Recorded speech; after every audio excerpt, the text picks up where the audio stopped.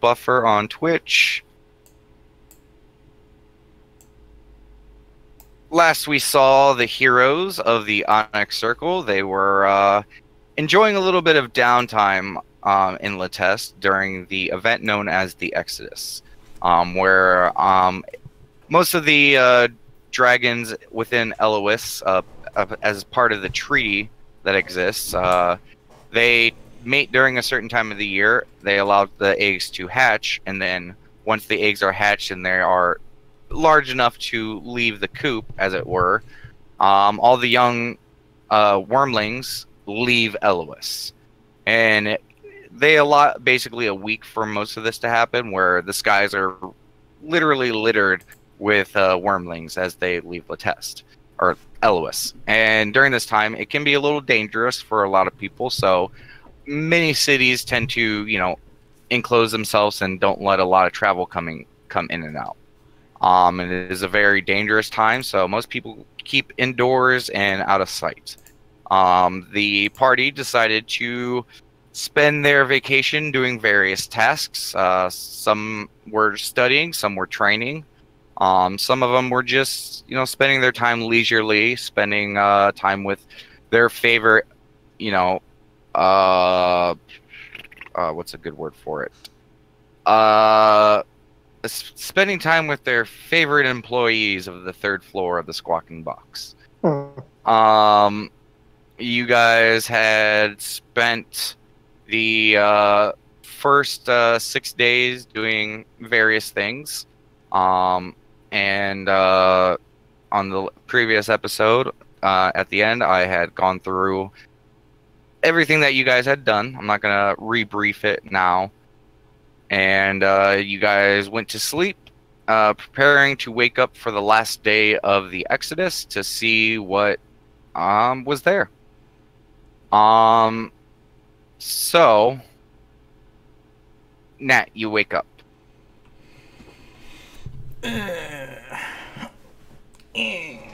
Ooh, I actually really had to stretch. Ah!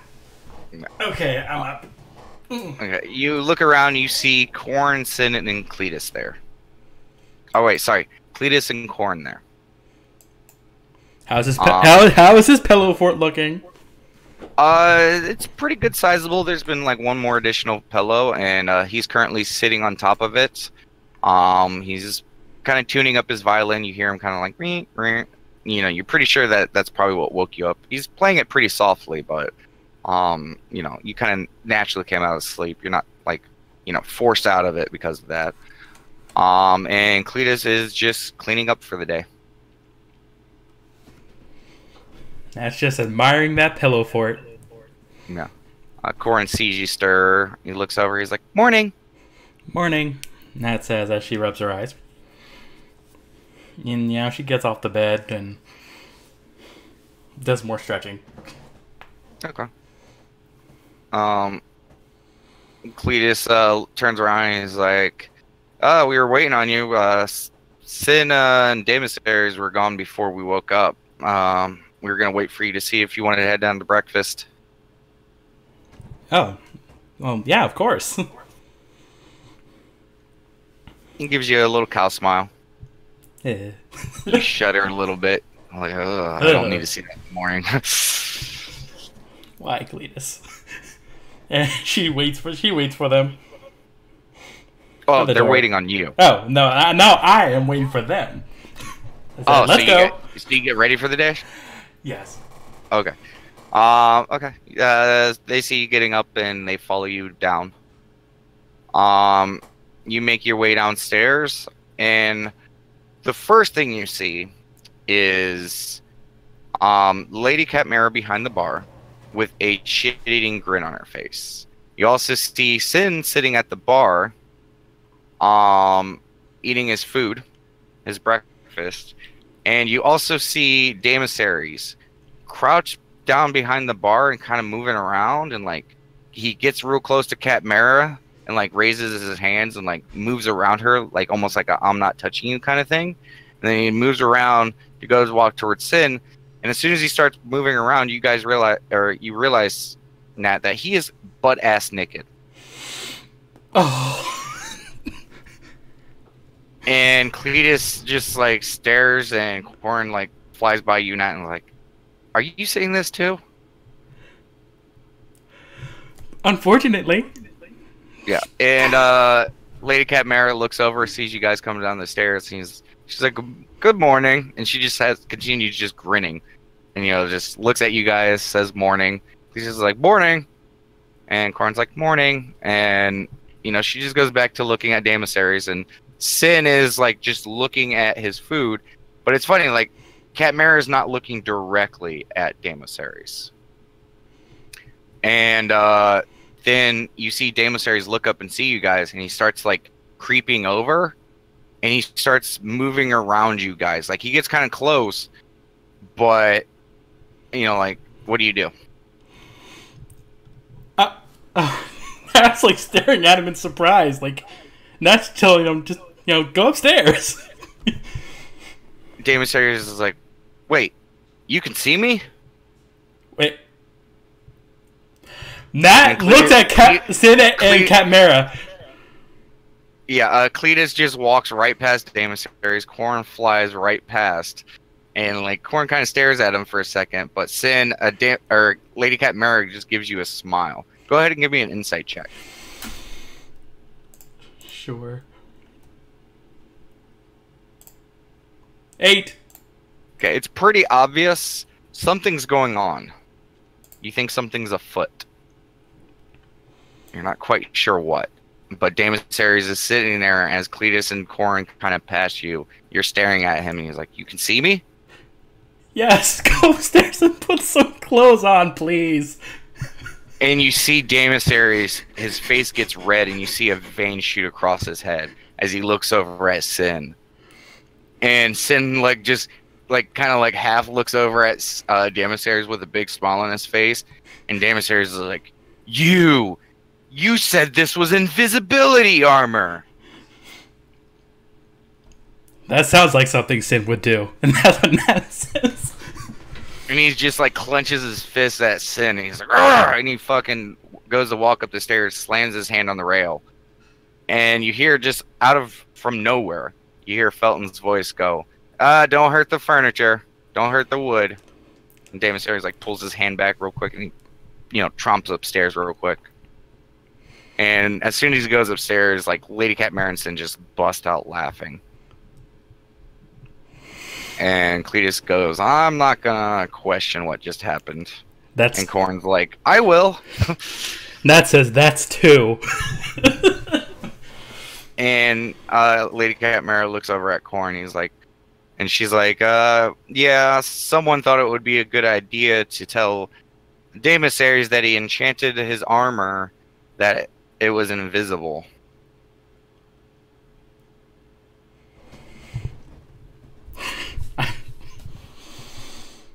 And I wonder whose idea that was. Sin just raises his hand as he continues to eat his breakfast. But Lady Cat Mara looks at you guys, and she disappears. And after a few moments, she comes out with plates and slides a plate to each of you guys. Then just seconds after that, you hear tromping coming down the stairs, and you see Daemissaries dressed. And he's wearing his pants, not his pauldrons and stuff like that. He just sits down, plumps down, and he just starts eating the plate that was already there, and just starts eating his breakfast, just kind of red-faced and just like not saying anything. Oh, Daemissaries. That's what Nat says. But you have your breakfast, and it is delicious like always.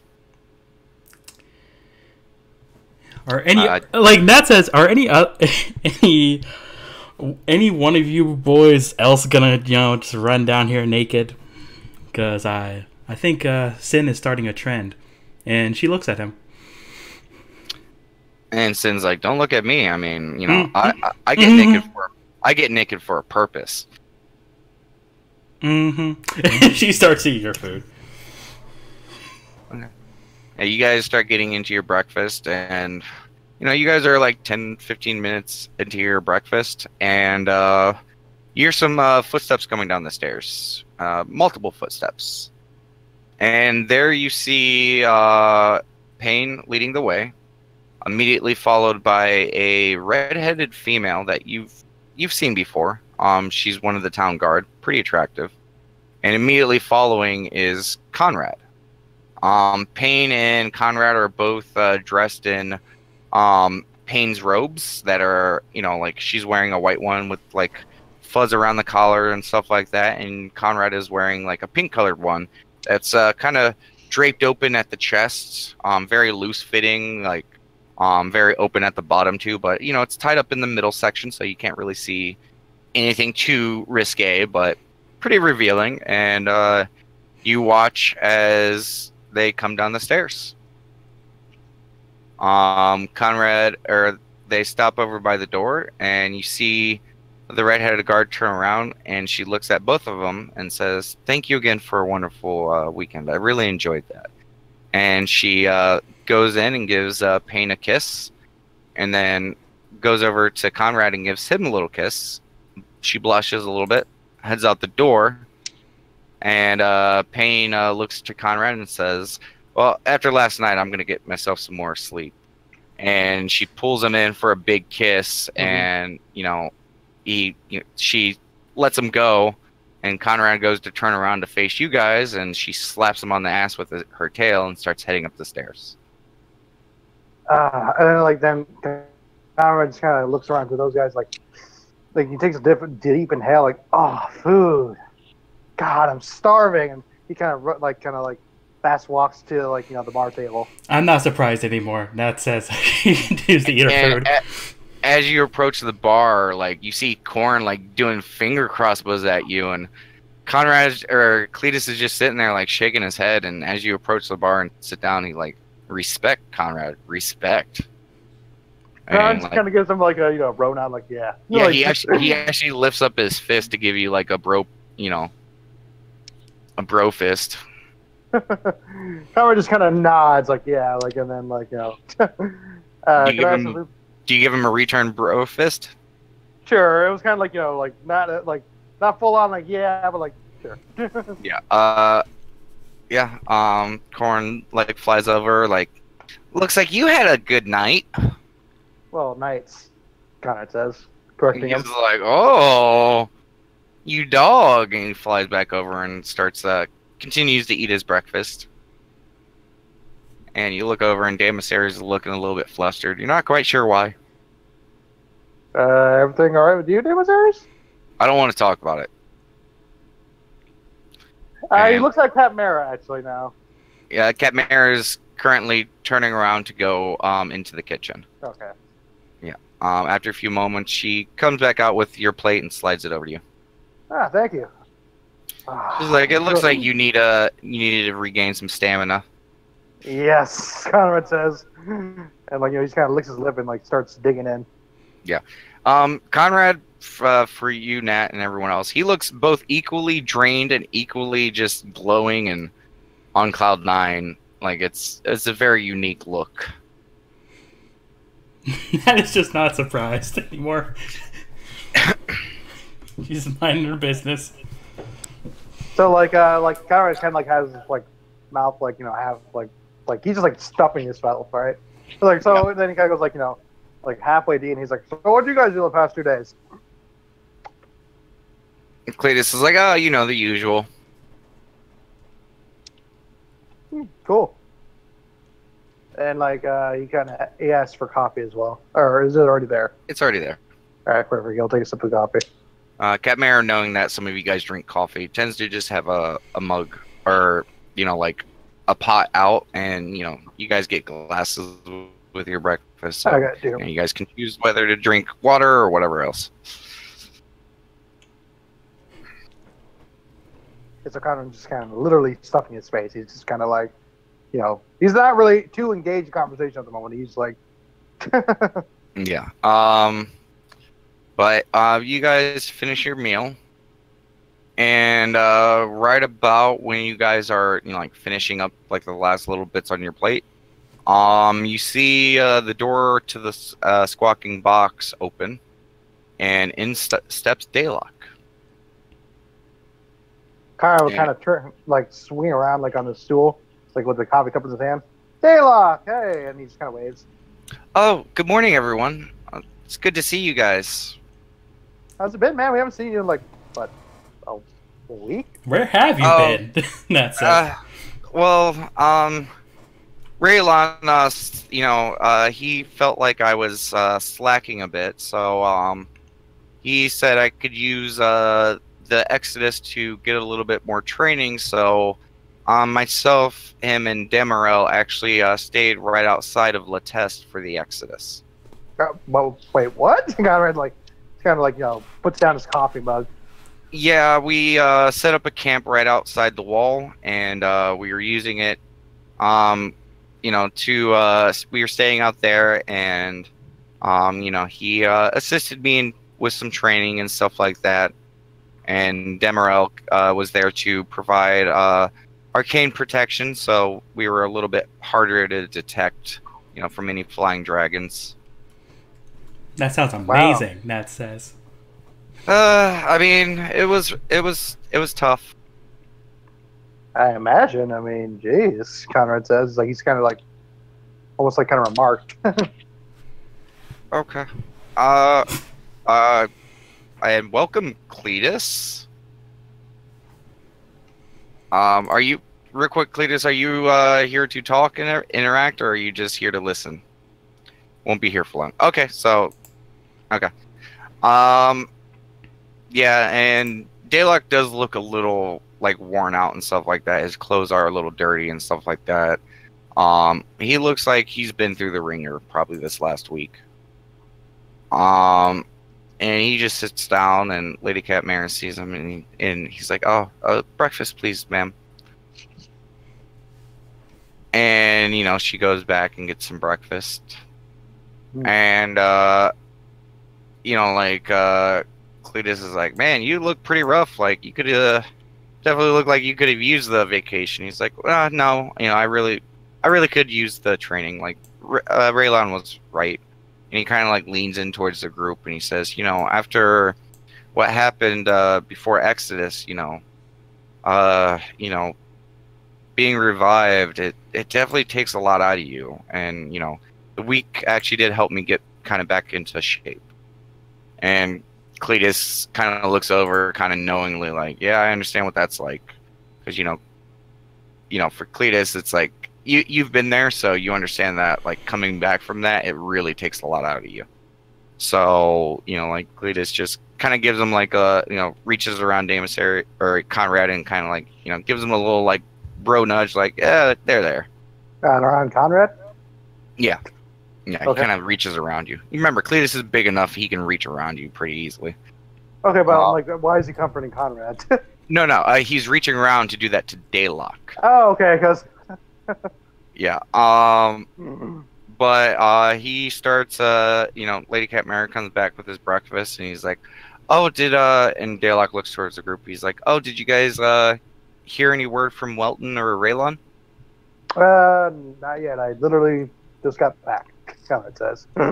Oh, back from where, Sir Conrad? The third floor. Conrad says. Oh, okay. Okay. He's like, and Cletus just sitting there, kind of like in the background of you, Conrad, just giving you the biggest cow smile, like just like, "My boy, my man." They've been busy. That says, like, yeah. Yeah. Daylock's just kind of looking at the situation, like, "Okay, yeah, but I heard that Raylon talked to me. I haven't been told much about the situation either. But apparently Welton will be coming to get us today to go talk to Mayor Ravon and Raylon and Captain Welton, because they have some tasks that they need for us. But I don't know too much about it." Oh, okay. Conrad's done with his meal right now, right? Yeah, you guys are finishing up like the last little scrapes of it. Okay, Conrad's like, "Okay, I'm gonna get some clothes on first, and I'll meet you guys back down here." You do that. Daylock looks at you and he's like, "Yeah, I was curious about that." And Oh. Cletus looks over at Daylock and he's like, "Yeah, after this week vacation, I'm ready to kick some ass." And Daylock's, "Well, I don't know how much ass there is to be kicked, Sir Cletus, but I guess we'll see." Mm-hmm. And Cletus is like, "All the ass," as he finishes the last little scrapes of his food.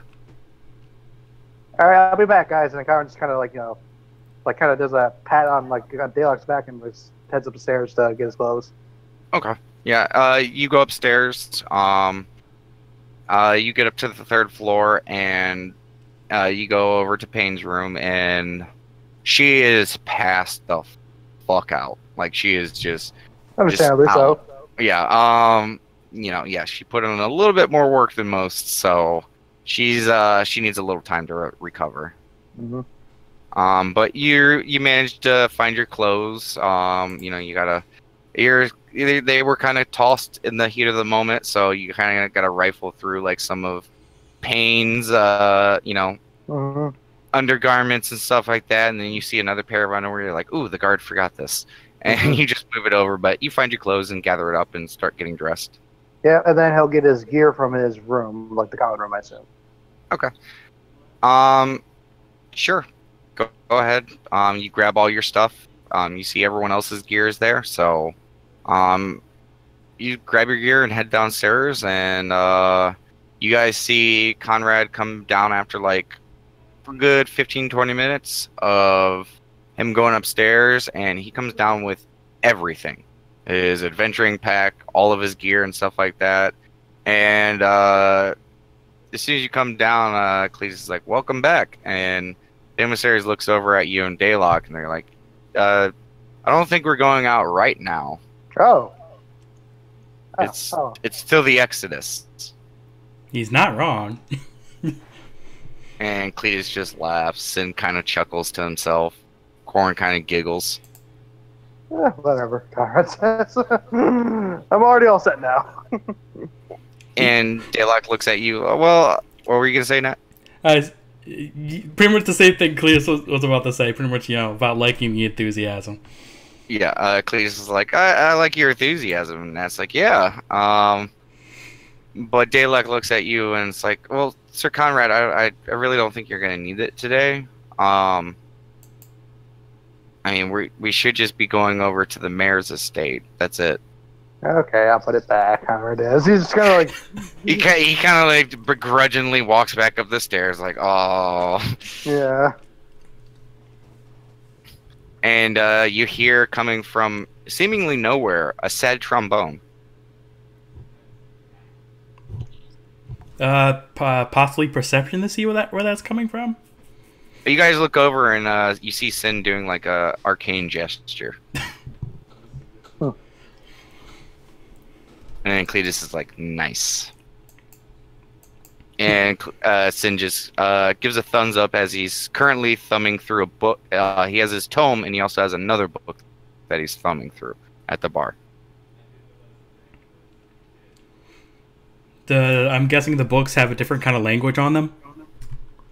Let me think. Yes, it is another language, and I don't believe. Nat, you would recognize a lot of the symbols as arcane symbols. It's not so much like a book in another language. It seems to be more spell ritual related. Oh. Yeah. But since you don't have a lot of training in ritual casting, it's just as foreign of a language to you. I wish. And Cletus looks over at Sin and is like, could you do any other instruments?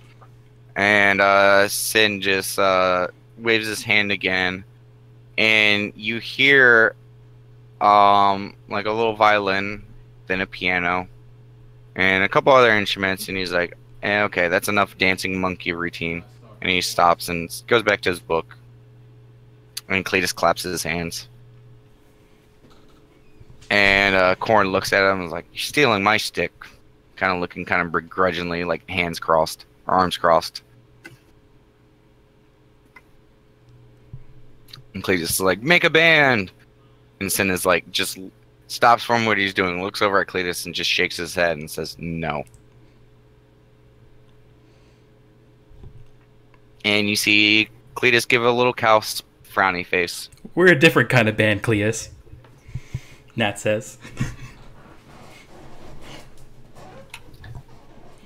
But after a few moments, you hear Conrad return, bagless. There you go. Alright. There you go, Nat says. He kind of has like that kind of miffed, like, you know, like, okay, now am I ready? Kind of look to him. Nat says no. Well, he didn't say that. He has that look. Oh, the look. Like, he gets to the bottom of the steps and does like, now am I ready? Like, kind of pose. And Daylock just gives you a soft smile. Not with that attitude, Nat says.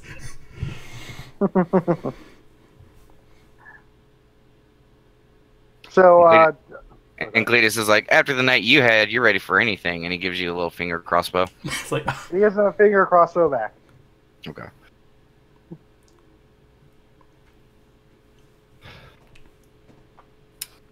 And you currently see Damasaries going through his gold, and Lady Catmara walks up, and she starts tying them into bundles.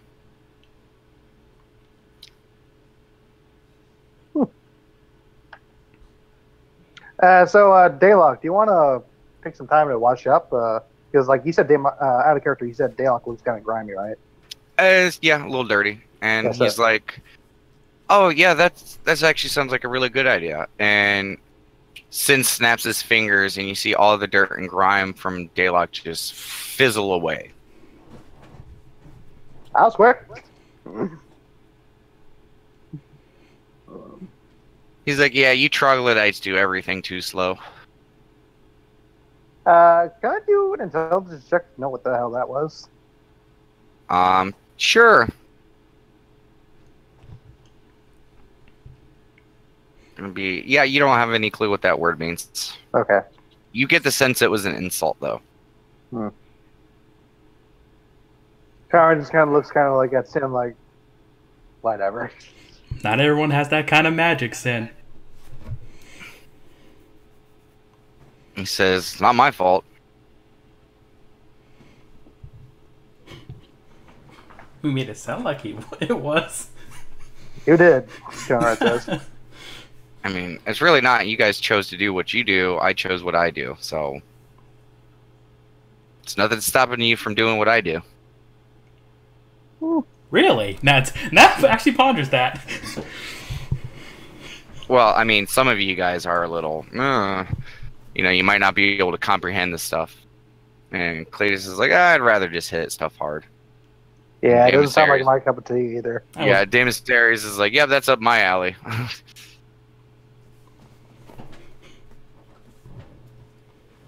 Would have been nice to have been born with those kind of powers, Nat says. Yeah, Cletus and Damasaries give a bro fist after that.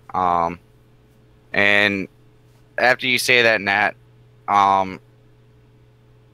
Sin stops. He says, but weren't you born with those powers? Not the kind that you have. I wasn't born with this. Exactly. He just looks really confused at you. And he just shakes his head and goes back to his books. Now, Nat, just imagine yourself with wizard powers. You see Nat daydreaming.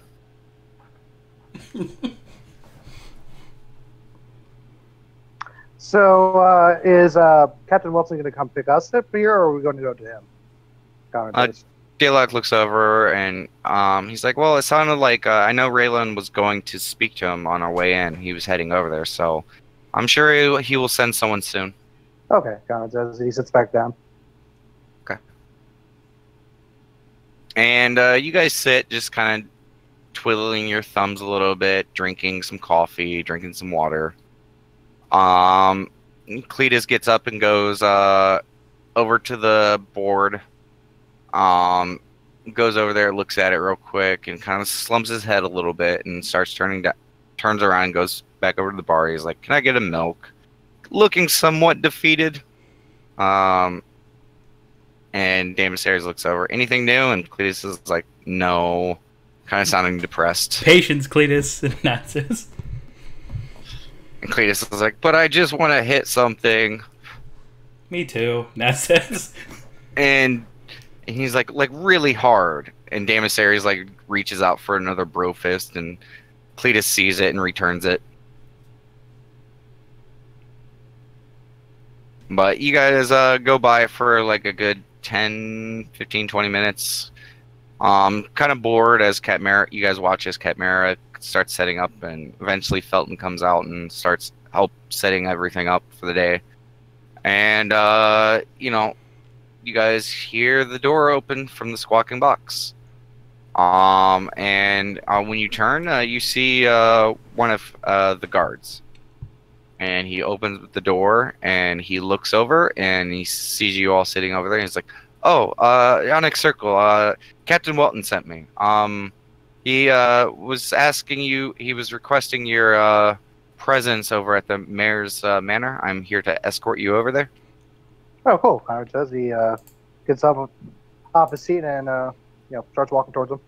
Corn gets up, flutters towards him. He's like, "Finally!" Very like matter-of-factly. And Sin begrudgingly closes his books, puts them away, and gets up and starts grabs his cane and starts walking over. Yeah, and that gets up, stretches, and follows them.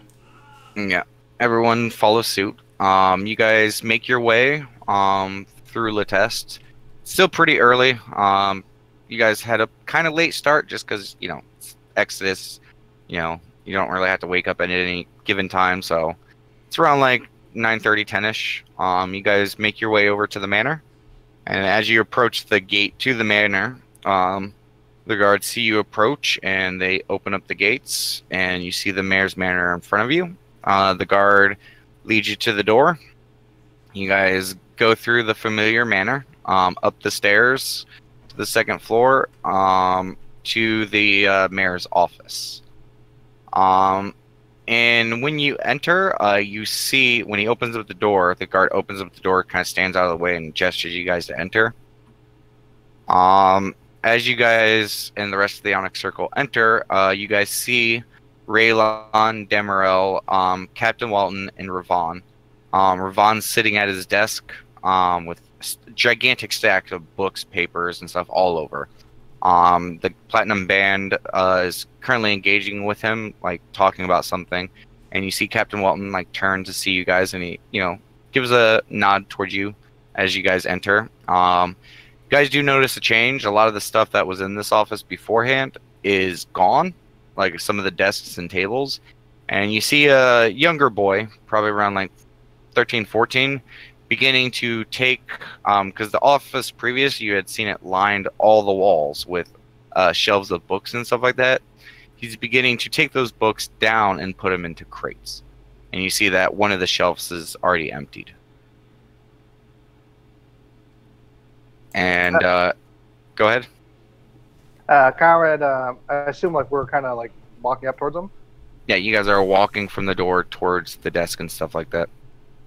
So Conrad just kind of noticed the stuff and like, why are you moving? Who are you saying that to? I just I assumed Lord Ravon, right? He's currently talking with the Platinum Band. Oh, okay, never mind. He wouldn't say that then. Okay. Yeah, because you guys are approaching through. Like, remember, his office is pretty sizable. So it takes a few paces to get over there. Okay, never mind. But as you guys walk over there, you overhear him say, "Okay, yes, that's what I wanted in the first place." And he stops the conversation, notices that you guys had entered, and Raylon kind of steps back. Demerel's just kind of sitting there with her arms crossed, kind of leaned up against the wall, just kind of staring at the floor. And Raylon kind of turns around and sees you all, and he gives a nod and just a huge grandpa smile towards you guys. He's like, "Good morning." Nat smiles back and waves at him. Like, he nods for you. Genuinely happy to see him. Yeah. And Mayor Ravon kind of sits back in his chair and kind of leans back and brings his hands together, and he kind of interlaces his fingers. He's like, "Good morning, Onyx Circle. I'm glad you could make it over here so quickly. We do have urgent business to discuss. And Lord Ravon kind of leans over, looking past you guys towards the guard that's at the door, and he's like, "You may leave us." And the guard nods and closes the door. And he looks towards all of you. He says, "Yes, this is a pressing matter. Not just I, but the town of Latest needs your assistance with. First, I must preface that before I go any further, this knowledge and information does not leave this office. This information is key to the people that you see here right now, and that is it. Understood. If I find that any of you have spoken of this matter to anyone," and he gets really harsh with that one, "that is not in this office, it will be labeled as a traitorous act, and you will be punished by the law of Celestia. Do I make myself clear?" Understood, Conrad says. Claire, Nat says. Yeah, the rest of the party acknowledges it.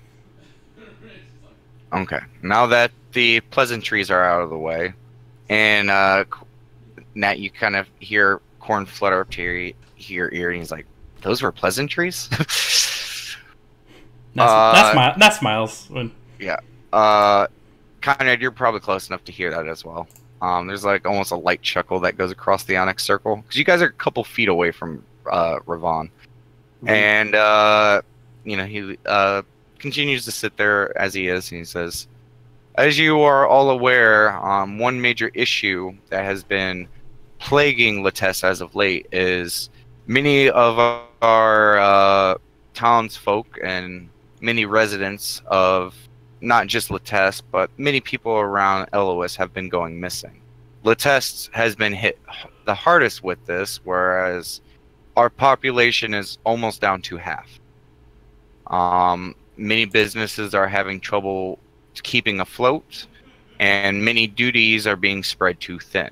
There are also now farmers and stuff like that who are losing money due to crops not selling as much as they should, and also with the recent incidences, we've been forced to raise taxes on the residents of both Celestia and Latest, and many are struggling to fulfill that need, along with losing out on business. So it is a troubling situation all around. And as you have probably already also been aware, that many traders, travelers, and people who come and go from Celestia to Latest and the IO docks, there have been many incidences of many of those caravans being raided, lost property, things like that. I had heard recently from Captain Welton that while investigating some goblins in the nearby area, that you guys actually were the reason that some of that property had been returned to Latest. We thank you for that, but what I ask of you is nothing but troubling. He gestures to Raylon, and he says, "The Platinum Band, I've been having them do a very specific task since they've been back. That task mostly revolved around the missing farmers and people of Latest. And through their investigation, we have gathered intelligence of where and what has been happening to a good percentage of those people." And he gestures towards Raylon. He's like, "If you would be so kind." And Raylon kind of nods towards him. He looks towards you guys. And he says, "Well, first off, glad to see you're all alive." And he gives you guys a smile. And he says, "Part of our job, as the mayor had said, was to investigate the missing farmers. And our investigation led us to a few things.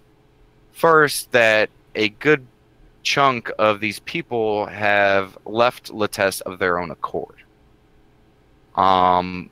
We are not sure how or who first initiated this movement, but many of them have been convinced to leave Latest to join a rebel faction. this rebel faction we had located where they had been. It was a previous stone giant fortress that has long since been abandoned, and up until recently, it was inhabited by some ogres. We are not sure what happened to the ogres, but those rebels now find themselves staying there. The stone giant fortress is located in an isolated area within the forest west of Celestia, a little bit northwest of Celestia. And since that was kind of a no-go zone for many of the guards and travelers, since it was inhabited by ogres and relatively dangerous, and I'm sure since you've been here, you've seen how forest the dangers can be just on its own.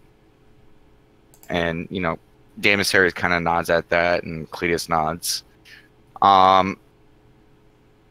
But through our investigation, we have found a few key things about this rebel group.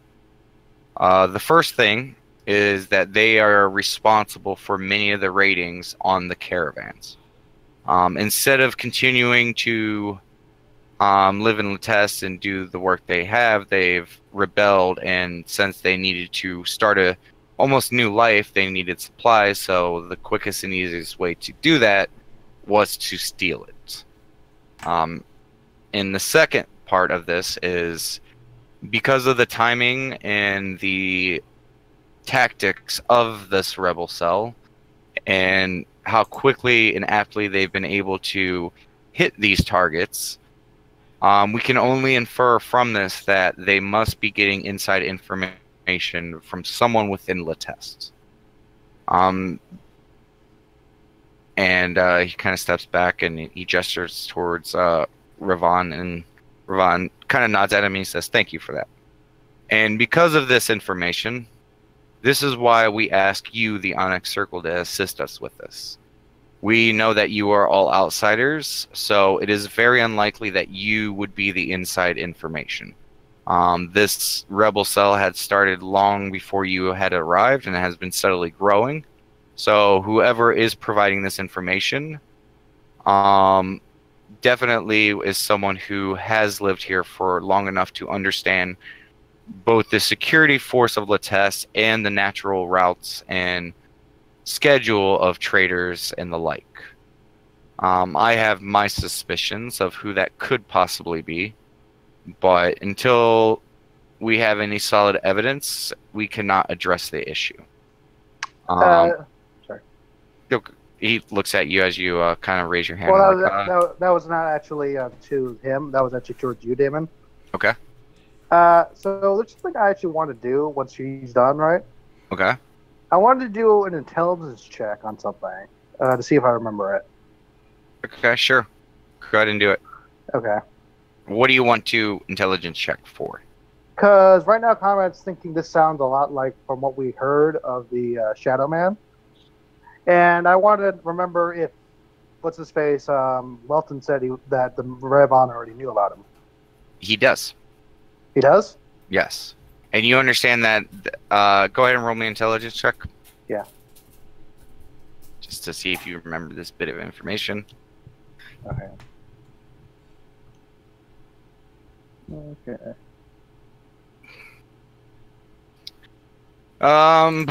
It was only it wasn't too long ago, so did not have too high of a DC. But you remember that the Shadow Man or the Dark Man or whatever, you know, the various names that he goes by, it's more of an outside force. What he's talking about is someone within Latest is providing information. Well, no. See, I'm not talking about that. Because, like, so far he hasn't said, you know, who's convincing the people themselves to kind of slowly rebel. Okay. You know what I mean? Okay. Yeah. Okay. Well, again, you know that Ravon is aware of him. Okay. But okay, so you didn't interrupt him. So, you know, I have my suspicions. Captain Welton has tried to dissuade me from it, but I do believe that the timing of the missing Sir Frumt and the start of this rebel cell seem to be too close of a coincidence. He would be a very good target for information and things like that, and if he had, you know, left and became traitor to Latest, then he would have the knowledge and ability, but that still does not answer for any current information, which still leads us to believe that there is even at least another traitor, if not Sir Frumped. This traitor is, doing it all. We are not sure who this is, but someone is providing this information, and we know that it's definitely a lead up to something greater. And this is a very disappointing situation because many of these people are, like I said, farmers, traders, things like that. But they have been convinced, even through their peers, to abandon their lives. Through Raylon's investigation. Give me a second so I can pull something up so I don't fuck this up.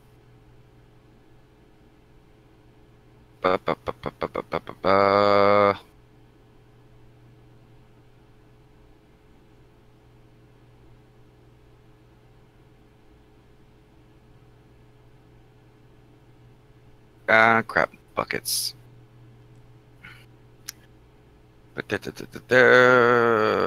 Nope. What's this? Nope. Oh, I remember where it's at.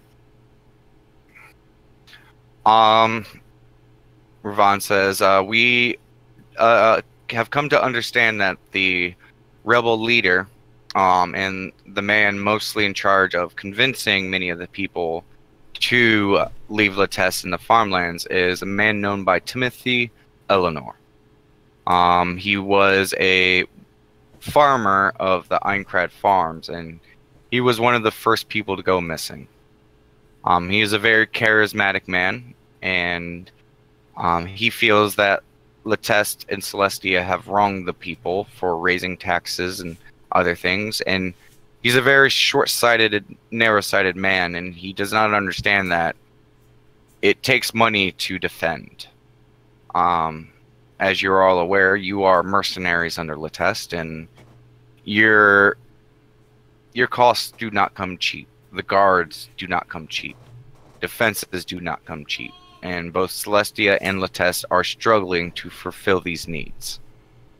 And instead of him and the rest of these rebels sticking with Latest, the home of many of these people and the place that has supported them for so long, instead of riding this current torrent of darkness, they've decided to rebel.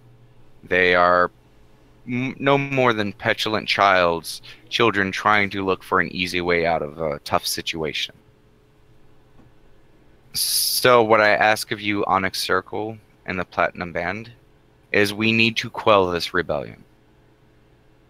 I am giving the order for both of your groups, along with Captain Welton and a select handful of his chosen and most trusted guards, to go to this location and stop them. I am authorizing violent force to any who resists. Every member and resident of both Latest and Celestia are very aware of the law, and they all understand the steady peace that the treaty has instilled in these lands. And they have gone against all of that for their own selfish ends. And I'm sure that there are some within the group who were just struggling and were looking for an easier way out, and really do not mean harm to Latest or Celestia, but many have become devout followers of this rebellion and will resist you with full force. Your goal is to go in and detain as many people as possible, capture or kill Timothy Eleanor and his other leaders, and any acts of violence towards any of the people there will be forgiven, as it will be seen as a defensive act. But like I said, your goal is not to just kill everyone. If people do lay down their arms and give up, you are to shackle them, and once this raid is complete, they will be sent to Celestia to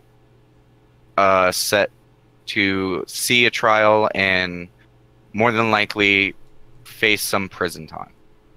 These are serious crimes that they have committed, and they are all aware of it, but they chose to leave. Before I go any further, do any of you have any questions? I do, Conrad says.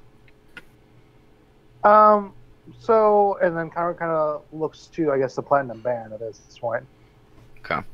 Are you entirely sure that this Timothy Eleanor is the, I guess, originator of this kind of, rebellion? We do know he is the leader. He's always been from what we've heard at the Eincrad farm, he's always been of rebellious nature. He's always been kind of a leader to the community over there. We are not sure of his full motives, if this is a play for power or anything else, but we do know that it pretty much originates with him. It would be for the best if we could capture him or some of his high-ranking officers, but at this point it's more of a detriment to Lattes and Celestia, so the first step is to stop this. Okay, and then Conrad will actually say, understood, but then he kind of looks to Lord Ravon. Sir, Captain Wilton told you about our quest with the Giants, correct? And he nods. He nods at you and he's like, yep, let me get my D20 out. Yeah, like, is there something I could do to kind of, like, hint, like, without explicitly telling him, like, No. He looks at you, he says, if you are addressing the issue of this so-called urban legend of the Shadow Man, we are still not quite sure if this entity even exists yet. There's also no concrete evidence that he has an involvement in this. There have been no stories or information coming from anything that we have found that he has a direct involvement with this. Most information that any gesture towards Raylon, Sir Raylon has provided and obtained points to Timothy Eleanor as the leader and the de facto cause of this rebellion. Okay. I mean, it's definitely, it's certainly plausible. I'm just saying, from what little, what I've learned from the Shadow Man and our group, has learned, just from that knowledge alone, it seems that he is great at manipulating things from the shadows, as it were, and causing conflict.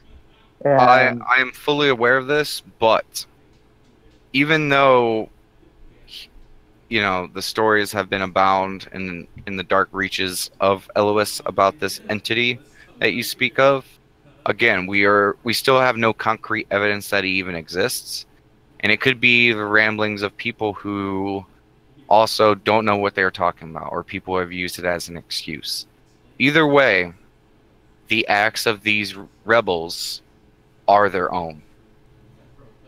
So even if there is some involvement from this myth, it does not change the fact that Timothy leads them, and he is the one who convinced most of them to leave. And he kind of pulls back, kind of drops his hand from the interlaced motion, and he looks towards you all, and he says, anything else? Connor kind of look towards the group to see if there's anything they want to say first. I don't think. Sid kind of hobbles up and kind of gets to the front of the group a little bit. Kind of looks at Mayor Ravon and he says, basically we have the right to hurt them if they resist, kill them if necessary, stop these people. Pretty standard. Can we just move all along with this? he looks kind of impatient, and Mayor Ravon's kind of taken aback by that, like kind of the impudence of him. He looks kind of upset. And he says, "Well, if there's no further questions, I will continue." Yes. Do we know how many exactly, like a rough number of how many there are? Since we have not been able to enter the area, and Sir Raylon has not been able to get close to the area, we are unsure of that. And it is also hard to tell how many people that are missing from Latesse and the surrounding areas have gone to the rebellion or are just plain dead or missing.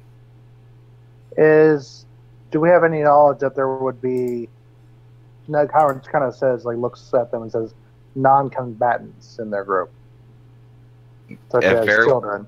Very well so. And he looks towards Raylon and gestures towards him, and Raylon speaks up. He says, "The worst part about some of the news that I've heard is they've actually been indoctrinating some of the children to also learn how to fight. So there may well be very young people coming at you. We don't know what scale this is. We'd only heard rumor. It could also just be rumor, but it is the guards, ourselves, safety first. So anyone who attacks you is a threat. And as Lord of Ravon has said, you deal with the threat as you see fit." And he kind of nods towards Ravon, and Ravon says, "Is there any other questions?" And Sin kind of like crosses his arm. He's like, "Nope, okay, so we can kill children." And he kind of hobbles back to the back of the group.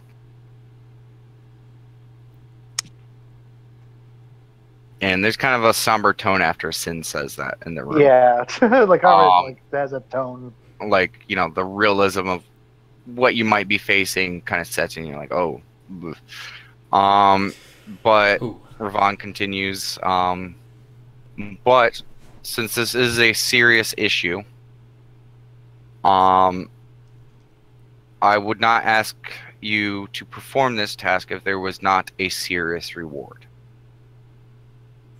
I am authorizing a payment of 500 gold to each of you.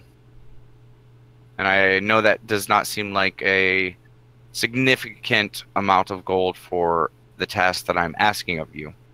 But another incentive that I have already approved is upon completion, I am willing to grant each of you residency to Lateste.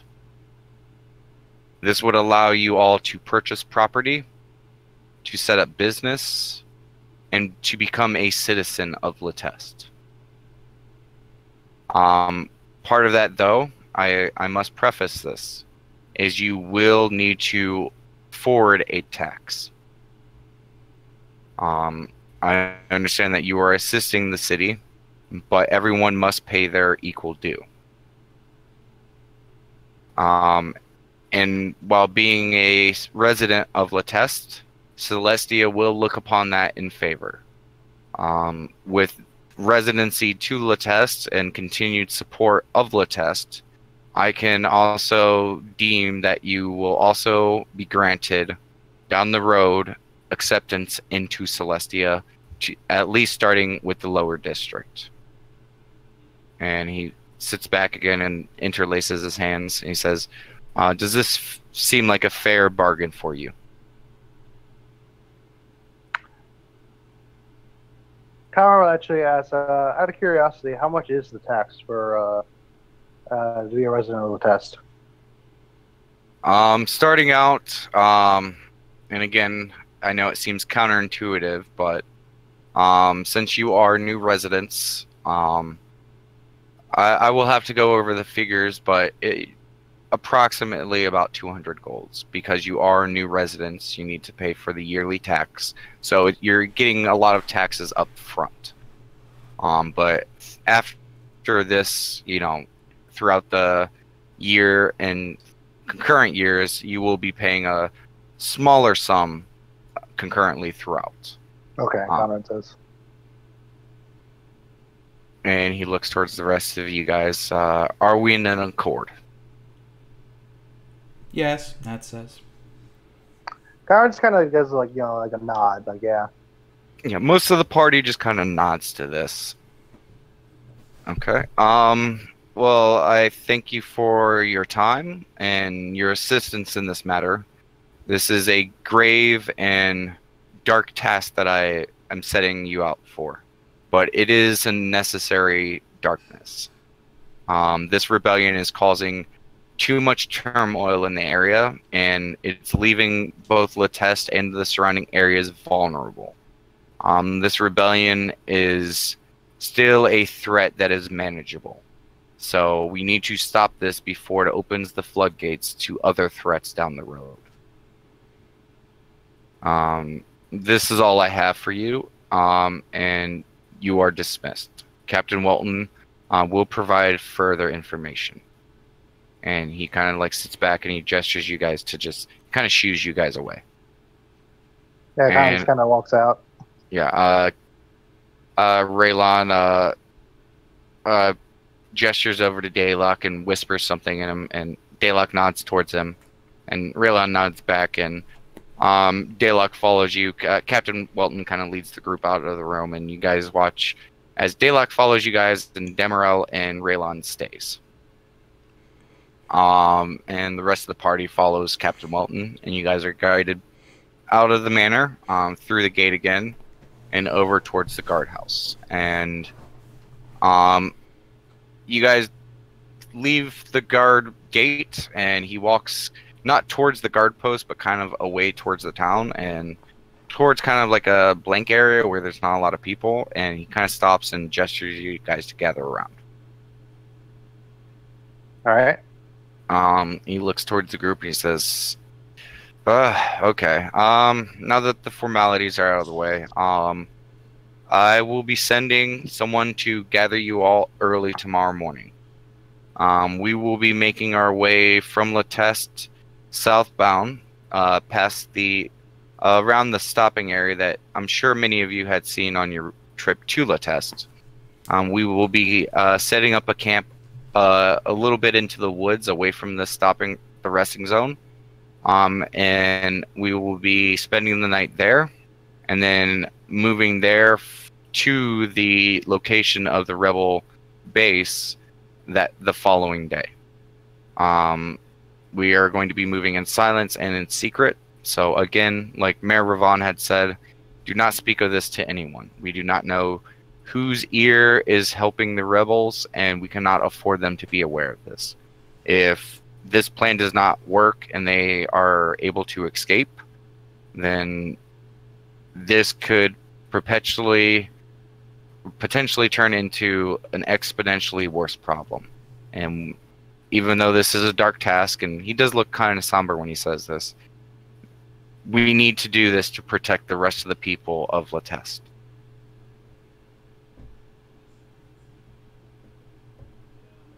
Conrad kind of nods, just kind of like, like he's understanding the gravity of the situation. Well, I thank you for your time, and please do try to enjoy the last day. Last day of the Exodus tends to be a little bit of celebration, so I'm sure you guys will find plenty of entertainment this evening. You may actually even see myself and the missus over at the Squawking Box this evening. I hope to see you there. And for the first time you see him, since like when he kind of half smiled when you guys entered, you see him kind of give a smile towards you guys. That smile's back. Yeah. And Damasaries and Cletus is like, yeah, we'll see you there, sir. And he gives a nod and starts walking over to the guardhouse. Okay, you guys are free. So Conrad's gonna get my stuff and go do some shopping. I might need a drink after all that. And yeah, Cletus looks over. He's like, well, yeah. I mean, you guys just want to check out to see what shops are open today? None better to do, Nat says. Yeah. Okay, well, let's head over to the market then. All right. Wait, out of character, damn it, because I said Connor put his stuff back in his room. Did he keep I was his... talking like your adventuring kit and stuff. All right, like so he still has his like gold pouch and stuff. yeah. You got your money and stuff like that. That's something that you usually keep on your person. Keep it safe. Yeah. Okay, so you guys head over to the market, and as you have seen, like a lot of the stalls are still barren because missing people and all that. But you do notice that for the first time since the Exodus has started, a lot of the shops are first opening up. There are still a few shops that are kind of closed down, and obviously there are stores that are just closed. One of them being Valmart is still closed in the market area, but the Toad in the Hole is open, and there's a few other various shops. But honestly, given what you guys would probably be looking for within the market itself, maybe the Toad in the Hole is probably the only place, probably, as you're walking around, probably worth your time to look into. Yeah, that's the arcane shop, right? Yes. Yeah, Connor will head over there. Okay. You guys head over there, and as soon as you enter, you see the very, very familiar Melanodius sitting there. He's currently jotting something in his book, and upon you guys entering, he kind of looks up and he says, "Oh, good morning." Morning. Hey. And you look as he stands up, like there are giant holes missing in his little white lab coat that he always wears. Like just holes all over the place. What's that? Oh, just different experimentations. You know how it goes. Yes, I do. He kind of chuckles nervously, looks at Nat. Yeah. Sin goes over and starts perusing a few things. And he starts actually gathering up a few things. You also see him gathering like incense and paper, some ink, and a whole bunch of other just different arcane components and stuff like that. And he also asks to see Melanodius's ritual selection, and he starts thumbing through what he has.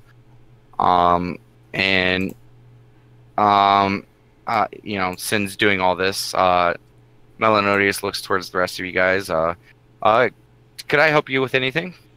Yes, actually. Did you ever restock the healing potions?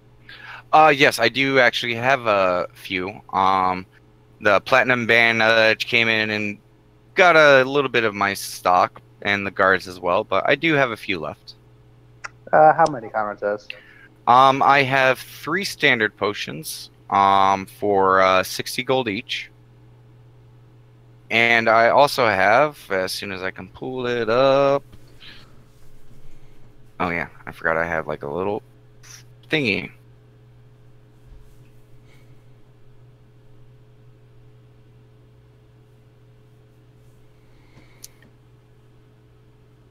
And I also have a single potion of vitality. What? Can I do an intelligence check to see what that does?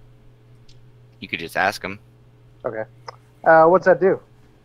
Oh, it is like the standard healing potion, but it allows you to regain much more of your vigor and your life force. It allows you to heal a lot more than the standard one does.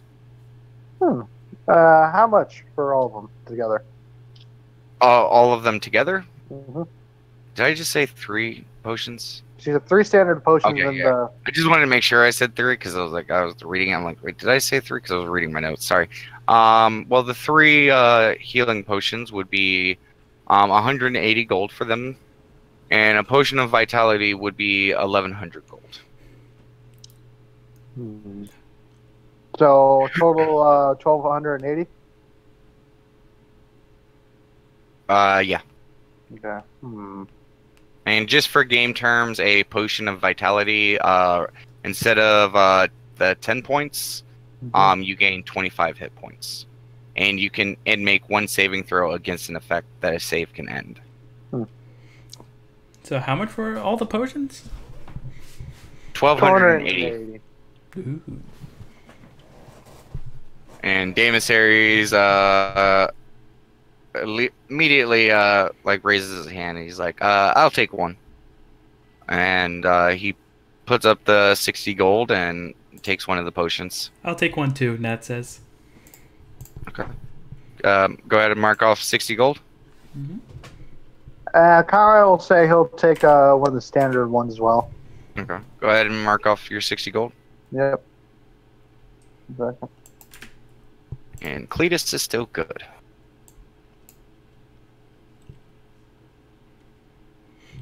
Nat says to Melodious, I'm surprised you're still in here experimenting. Oh, of course. I'm always experimenting. I can respect that. And then she remembers that day, and she's just like, ew. And she looks around. Yeah. I mean, Yeah, there actually- are. Kara's gonna look around too. Okay. For the most part, most of his stock is alchemic components, ritual stuff. There are a few magical items, but you go through the price tag, and the ones that he has currently in stock are a bit out of your guys' price range. The You have the cheapest one, Conrads? it's the cheapest one is 2,000 gold. Okay, yeah, that's enough. Yeah.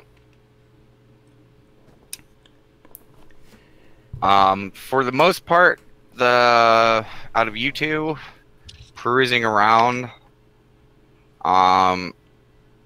really not anything that catches your eye in your price range.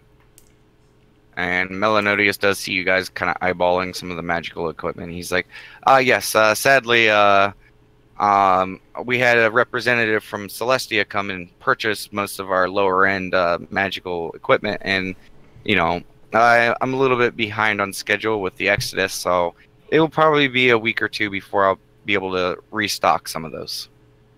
And kind of look at Melanodius and go like, and you can actually like order stuff if I'm correct, right? Well, it depends what you're looking for. And Kyle kind of like, well, he'll just kind of like, think about it. Like, he's like, I'm still actually having trouble of kind of like thinking about what kind of gear I would need, like if it needs to be magical or not. Do you have like some sort of catalog I could look at? Something like that? Not really. You know, magic is it's a funny thing.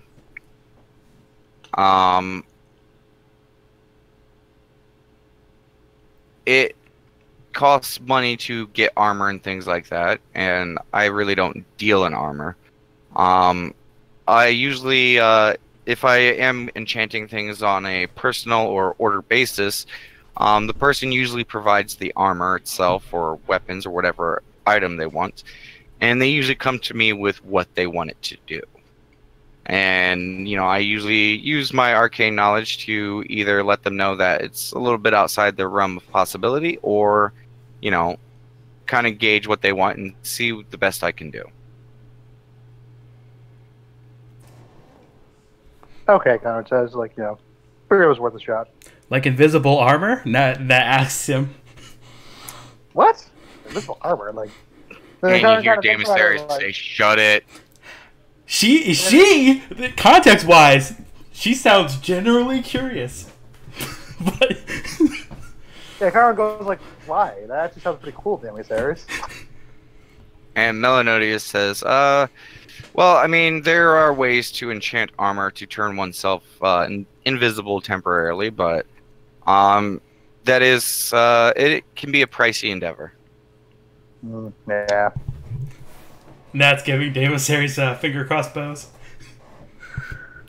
Just to put it into perspective, I know some of you have already received some enchanted items that I myself have done, and those were, you know, the price on that starts at 400 gold and rises from there. And the more complex the magic, the more complex the components and tools I need to create them. And it also takes more time to create more intricate work.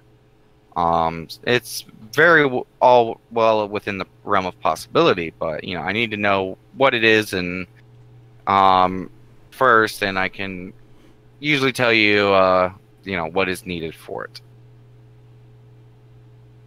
It is not common ground for everyone to be able to afford and purchase magical items, so it doesn't really behoove someone of my nature to have a consistent stock of things like that.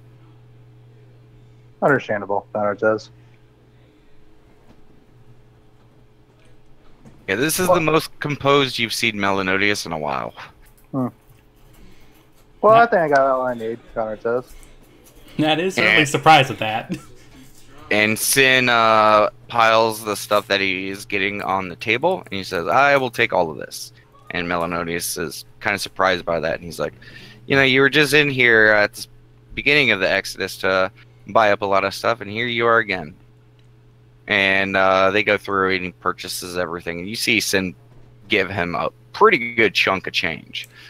And Sin gathers it all up, and Melanodius kind of gives him like basically like a burlap sack to hold a lot of the stuff, and Sin just throws it over his shoulder, and it's almost the size of him. And he's like, okay, I'm all done. Rituals would be fun to learn, Nat says. As she's looking through the stuff. And Sin looks at you, and he's like, well, you better start studying. As he starts to waddle towards the door with his very oversized bag. She actually thinks about that, and she's pretty much done looking. Yeah, outside game perspective, like because you are an arcane user, you understand that ritual casting is much more of a knowledge-based arcane art, and it requires quite a bit of study. Metagaming, you need to get the feature, and you need to study for it. Nat studying? What? Yes. It will make a lot of the study that you did as with your old master look like child's play. Ooh. Yes, and it would require some intelligence checks and stuff like that. But anyways, Melanodius looks towards you. So, all set? Yeah, I think so, Connor says. Yep. And he looks around like left and right. He goes over to one of his tables, and there's like a gem just kind of sitting on there, and he kind of like moves his hand over there, and there's like a pulse of energy that comes from it. And the pulse goes throughout the room, and he kind of leans in towards you guys, and he's like, oh, and the other matter, we are still researching into it. We still haven't told anyone, but thus far there's nothing conclusive. My one associate had already sent me word just last night that the likelihood of such a situation is pretty unlikely. So it may just be that, it could have been some lesser entity kind of posing as him. But again, we will continue to look into it, but, knowledge of the primordials and what had happened to them during the imprisonment is it's a lost kind of knowledge. So we will continue to look into it, but for now, I don't think you have too much to worry about. Huh. That's good news, Conrad says. Thank you. And, yeah, he walks back over to the crystal and rubs his hand on it, and it stops glowing. And he's like, okay, have a wonderful day. What was that, by the way, Conrad says? It's kind of like, what? Oh, it's a little crystal that I basically imbued with the power of silence. Oh. Huh. Makes it harder for those who might have a listening ear to listen in. And he gives like kind of a little satyr wink at you. Like, do you sell those things, or is what? Oh, well, I mean, something like this it can be pretty pricey. And it does have a few uses, but the magic in it does dispel. So, but I don't like when people listen to some of my experiments, so I like to keep things, pretty on the low. I'm sure they love to hear the explosions. Yeah, I'm sure that would get the guard real happy. Like, Oh no, I don't care if people hear the explosions. And then Nat looks back to the coat. can I do an insight check As, on Melanodius? as soon as you look at the coat, you see that his shoulder is now on fire. Nat doesn't say anything, and she's just staring at the fire. He looks at you, looks over, oh, and he pats it out. Now there's another hole on his shoulder and a burn mark. You're not quite sure what's going on, but you get the sense you might understand why he has a whole bunch of holes in his jacket now. And he just kind of pats it out, and he's like, huh. But insight check? Yeah, Melanodius. About? About he only uses the silence crystals for his experiments. Sure, go ahead. Okay.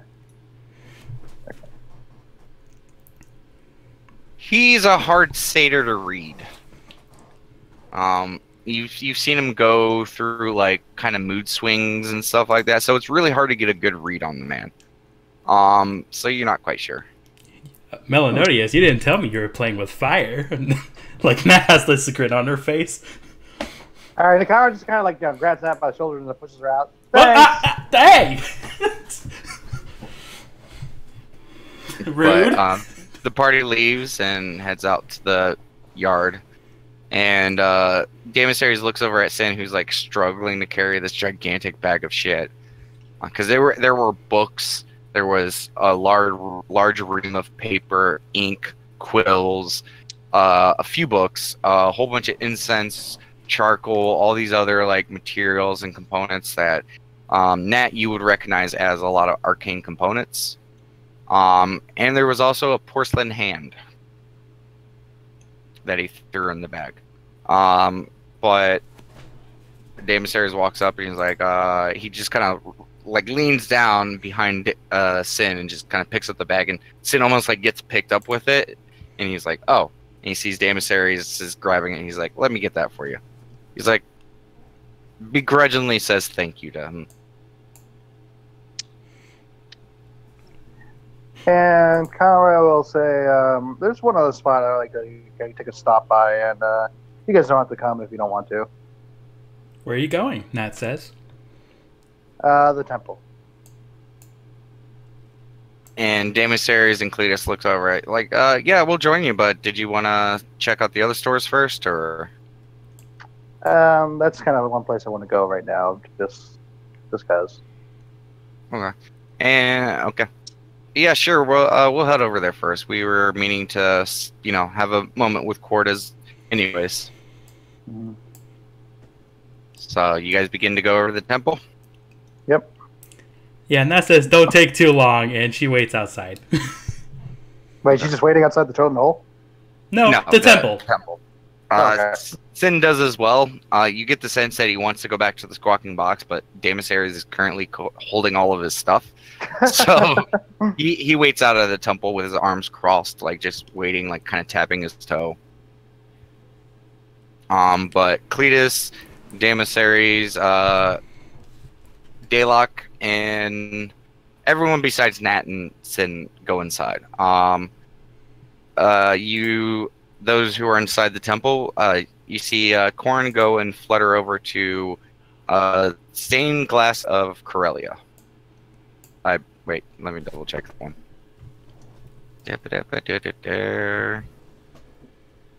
Yes, Corellin. Sorry, Corellia. He goes over to the stained glass of the Corellin.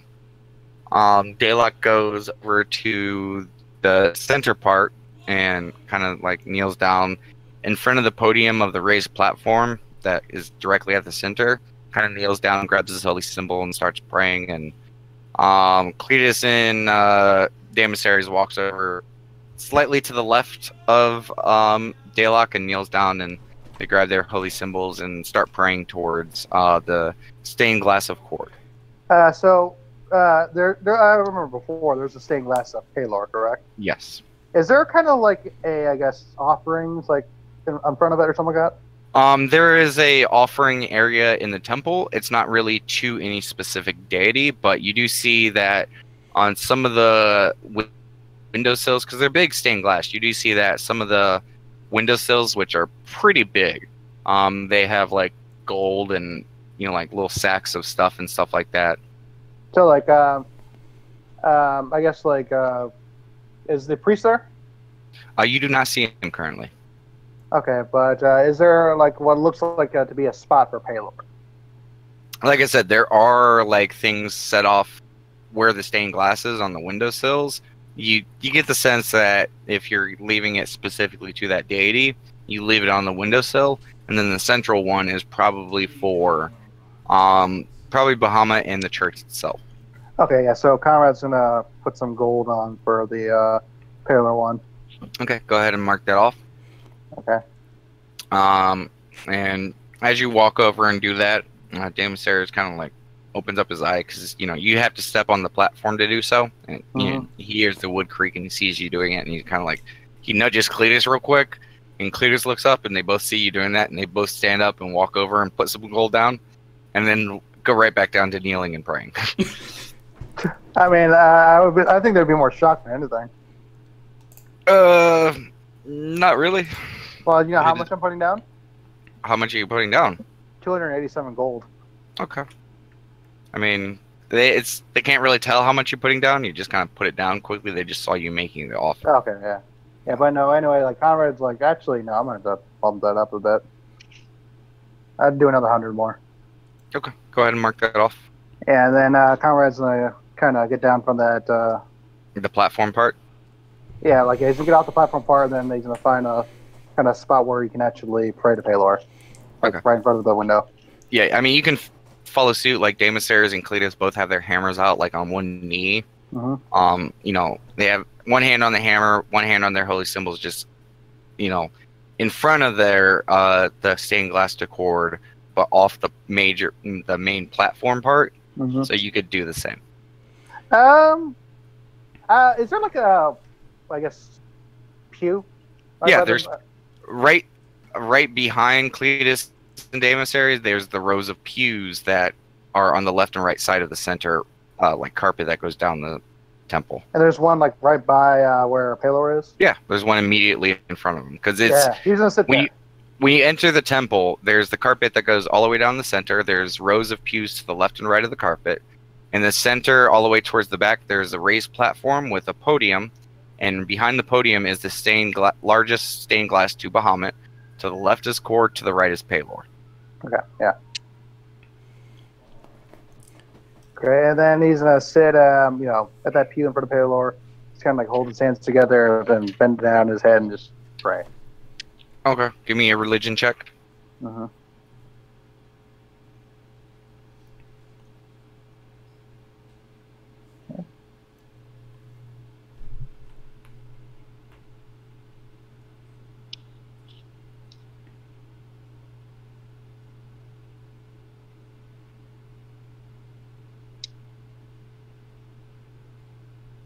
Okay, there. Sorry, it just took a second for it to pop up. Okay, you offer your prayer. What do you say? So Conrad's both, he's praying that, he's very intensely praying that, he and the rest of the others aren't forced to harm any innocents, and that hopefully this matter can be resolved peacefully, and that he's making that gold donation as an offering to kind of hope that will, hope that this will not resolve in bloodshed. Okay.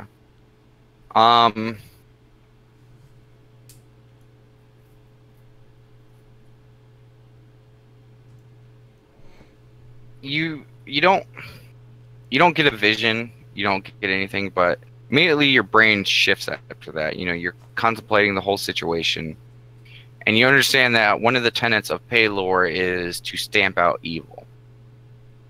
And then you think about it, that these rebels, while some of them may seem almost kind of innocent from a certain perspective, you also understand that they are allowing evil to potentially spread. Mm-hmm. And that thought hits your head and you go, you feel like even if you have to hurt or kill someone, even if it's a child or something like that, you get the sense that it's it's not an easy act to commit, Mm-hmm. but you are potentially saving countless lives for doing so. Okay. So with that, kind of like Yeah, it's not kinda like that. gets- It's not that thought is put into your head. It's just Mm. you're because you're already thinking about it, and your brain just shifts and starts going through it. And since you're praying to Paler, you start going over his tenets and stuff like that, and your brain just kind of goes along that path. Yeah. So he's kind of like looks up now, resolved in a sense. And you see Corrin is already in the back of the temple, like kind of waiting for you guys, fluttering. And you look over, and Damasares and Cletus are standing up and walking towards the back of the door. Yeah, Towards the door. Kyra's heading back as well. Uh, He takes a look at the Paler for a second before he leaves and goes.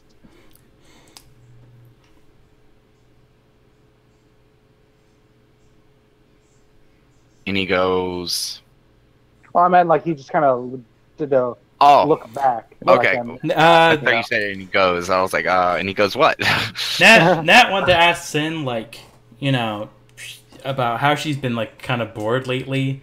Like, is there, like, any type of book that can kind of start her way to, like, studying, like, rituals or something like that? Or was that back at the... Well, I mean, I really don't have a book on me about that, but if you really want to start getting into it, I could always assist you for a fee. And he gives you, like, just a sly smile. She says, whatever I have left that I, don't send home, I'll certainly consider it. And she gives him finger crossbows. And he does look at you after that, and he's like, but I do gotta let you know, Nat, what I do is expensive.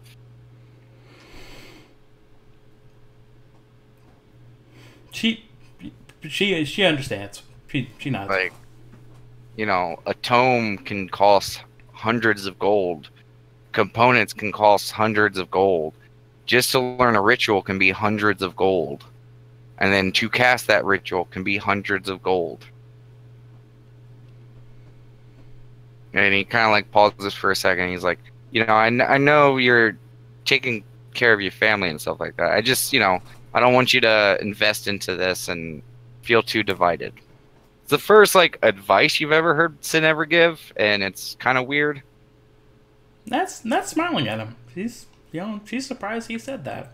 As soon as you smile at him, he immediately, like, turns away and, like, looks confuffled about it, like, wait. And he just looks over at you real quick, and he's like, you heard nothing. there's that moment on his face where he's like, "I was nice for a second."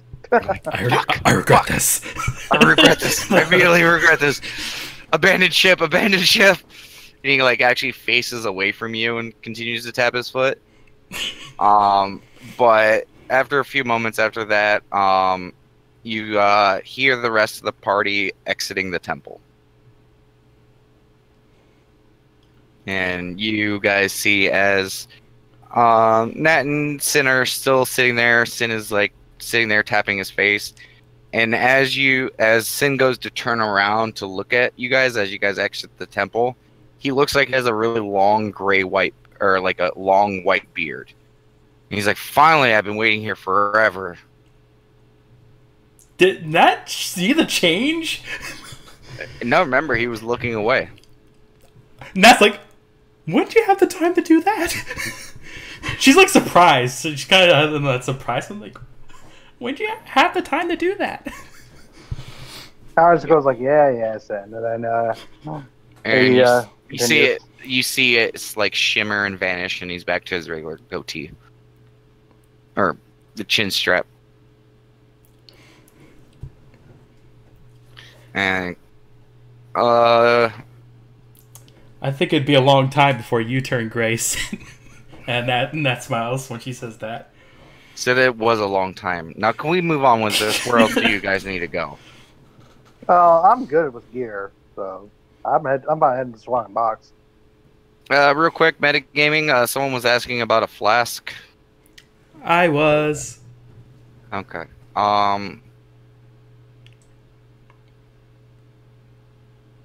Okay, so James Sayers looks towards the group. Does anyone else need to go grab anything?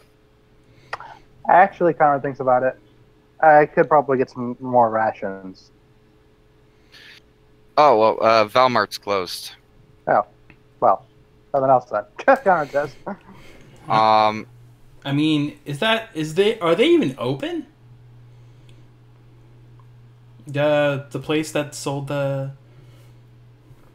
You have to go see. Nat says, I wouldn't mind going to check the blacksmith again.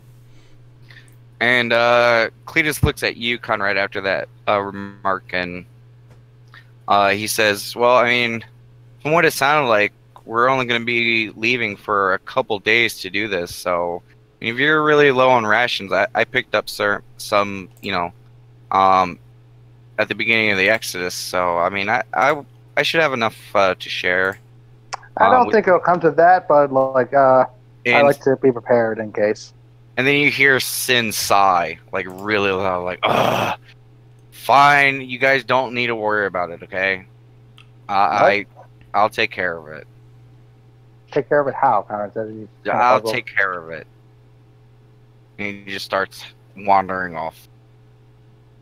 So where are we going, Connor says? He's like even more puzzled. And Cletus is like, "I guess I'll take his word for it." He hasn't led us astray so far. Then she looks at David Series. And Corn flies up and he's like, "Besides all the times that he led us astray." Yeah. Besides all those times, and Connor kind of like like nods with Corn. Yeah. He gives you like a fingers crossbows. Like, he gives him a solid one, like yeah. And Sin like looks back. "Are you guys coming?" Where are you going? Conrad says. She said she needed to go over to the place. You could have just went to the squawking box and played with your new toys, Nat says. "I can't because Daddy took away my toys," as he just continues to walk away in a huff. And Damasaries chuckles and he's like, "Yep, and you're not getting this back until we're done." And that can relate to Damasaries just taking things. But, yeah, nothing that can be done. Yeah, we had, Nat's gonna head over there. Okay. Conrad heads over there too, I guess. It doesn't take much to catch up to Sin with his little gnomish gait. So you guys catch up to him and head through the market. You guys make your way through the market past the haberdashery. You guys see that the haberdashery is open, and you do see Bomar 2.0 going into the smith as soon as you guys are, like you're still a little bit of distance away, but you do see him entering into it, and it does look like the forge outside is going. Yeah, Nat tries to go over there. You guys go up there, and you guys enter in, and you walk in, and you do see Bomar 2.0 and Billmar sitting there, and you hear Billmar be like, "Oh no, not that Ignat, the other one." And then you hear Bomar 2.0, and he's like, "Oh, I heard what you said, you little runt, but I wanted to use this one." And you're taken aback, like Bomar 2.0 is acting like Bomar. And it's really weird. Like, it's just weird because you've seen when he was first started, and he was very mechanical and no emotion, no nothing, and it's as if Bomar is there. And they see you all enter, and Cletus is like, "Hi, Billmar," and Bomar immediately looks over at Cletus and he's like, "Oh, so you can't say hi to me, fucking Minotaur." And the other one's name is Billmar, correct? Billmar and Bomar. Yeah. And Cletus is like, "Hi, Bomar." Hi, Bomar! Hey, lass, how are you doing today? Always good to see you. That's playing along with it. Always good to see you. And your brother, too. It's never good to see this ugly mug, as he points to his twin brother. They basically have the same face, so it's just funny to hear him say that he's ugly. Nat says, "Are you going to take that from him?" He was Don't let him fool you. Like, he was born to rent, so, you know, I know where things are at. I'm older anyways. Oh, by a 4 seconds, you little twat. And he goes over and starts working, and Bomar 2.0 starts working, and Bomar turns around and he's like, how can I help you guys? Nat has... First time in a while you've seen Bilmar, like, back to his normal self after the loss of his brother. Nat had, like, a major sense of deja vu when they were talking about, you know, who was older and... Yeah. Cletus just gives a big old cow smile. And Nat asks, do you guys got any flasks? Oh, eyelass! And he points over to a wall where there is like some shelves with all sorts of flasks, different types of metals, designs, things like that. Wasn't there talk to like a fancy one that I eyed up before? Like, do I see that one? You do see a silver flask that is by itself on the top shelf. And there's arcane symbols like kind of etched into the design. It's looks like maybe like it's made out of silver. But it does shine with a pretty good brilliance. How much is that one? Nat points to it. That one right there will be 500 gold. Ugh, I'm short. That's what Nat says, like rubbing her face. Damage Series kind of looks over at you like, how much are you short? Only by 100. He rustles through his things and you see him pull out like a bundle of coin and he hands it to you. Series. Like, she's kind of happy. He's like, that's 100, right? Not checks. Yeah, it's 50. You think he's still getting used to this whole bundle system? So wait, so he has 50 on his hand? Yeah, he gave you 50 just now. Okay. Wait, was he trying to give me 100 or was he just trying to give me 50? You think so, and then Cletus like steps in and he's like, here you go, Nat. And Cletus gives you another 50. You guys are the best. Like, it's kind of like a happy whisper. Like, yes. Alright, looks at Nat like, what are you using this flask for, Nat? And Cletus gives you finger crossbows. Nat gives him finger crossbows back. You know, she gives her appreciation. You know, thank you, and she hands it. She has the money. Does like that shut up and take my money kind of moment. Okay, Bill Maher's sitting there with a stack of money. He's like, "What is this for? What do you want, lass?" I want that silver flask right there. Oh, okay. I didn't know if you were actually taking it. And he looks over and he's like, "Big man, grab that." And Daemosaries like goes over and picks up the flask and he's like, "Yeah, give it to the lass." I thought he was talking to his brother. Oh no, he was talking to Daemosaries. Like the shelf is. You're wondering how some of these shelves in this place are stocked with stuff because some of these shelves are like 2 times. Sometimes 3 times the height of these dwarves. So, you know, it's a little weird, but Daemosaries grabs it and he's like, yeah, hand it to the lass. And he gives it to you. And at the moment you pick it up, you notice that it's already full. That's just like admiring it. Like, okay. Ooh, shiny. Yeah, it is very pretty. And it does have on the bottom the stamp of the Bilmar and Bomar insignia on it, and you know you got that. It's just a double B, with like a little dwarven like design to it. It's a mix. This flask has like dwarven and kind of elvish design. It's very well made. Conrad's gonna actually look to Corn for a second, kind of pull him off a little bit, and goes, "We talked to her about her alcohol use, and then she spends $500 on a flask." Do I hear what Conrad says? I don't know. I want to stealth check it. Stealth versus perception. Oh. Actually, roll your stealth first. What's your natural perception at? 16. You don't hear it. Oh. And Corn says, like, well, I mean, I guess we're going to have to see. Just because she bought it doesn't mean she's going to be drunk all the time. I'm going to be drunk all the time! No, I'm just kidding. I'm kidding. Wait, do you say that? Yes. Okay, you just Conrad, like you're leaning in with Corn, and he just face palms as soon as she says that. Yeah, Conrad does the same thing, like, yeah.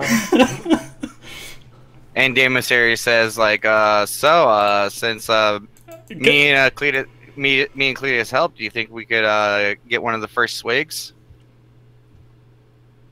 You know what? Sure. Like, could I roll bluff when I say, I'm gonna get super drunk? Because actually, never mind. Yeah. Okay. She says sure, and she hands it to Damasari. Okay. And what's even in his hand? In his hand, it's a pretty small flask, but he opens up the top. And what's even in it? Yeah, find out what's in it. He knocks it back, and he's like, "Oh, that's not pretty bad." And he like takes another big drink. And you're like, ooh, with the size of that flask, he probably just finished it off. And he hands it back to you. He's like, oh, that was pretty good. He's like, oh, yeah. And he, like, shudders a little bit, like, ooh, that was pretty good. And he hands it to you. I expected this. That says, and take it back, and the flask is full.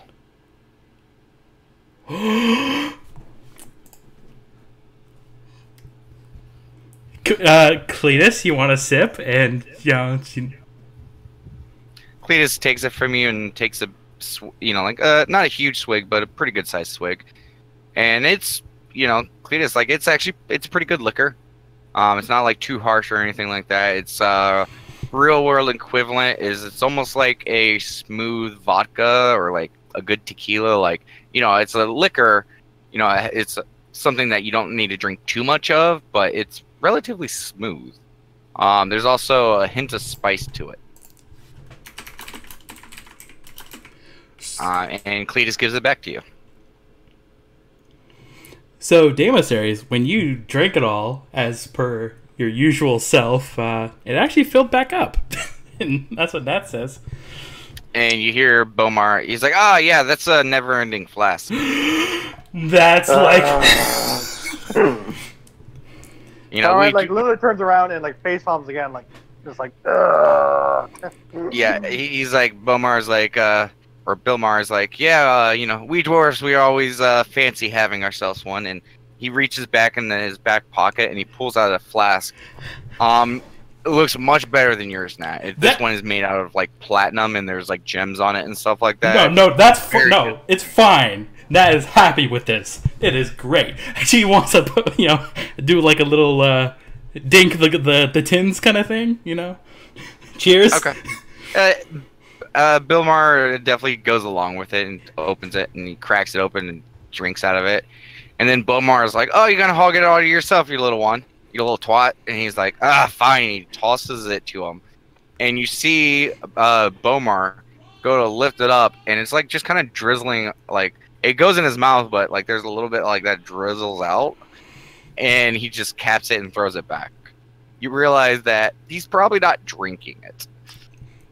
It's the enthusiasm that matters. Yeah. Yeah, Cletus is saying something. And Cletus, do you ask that?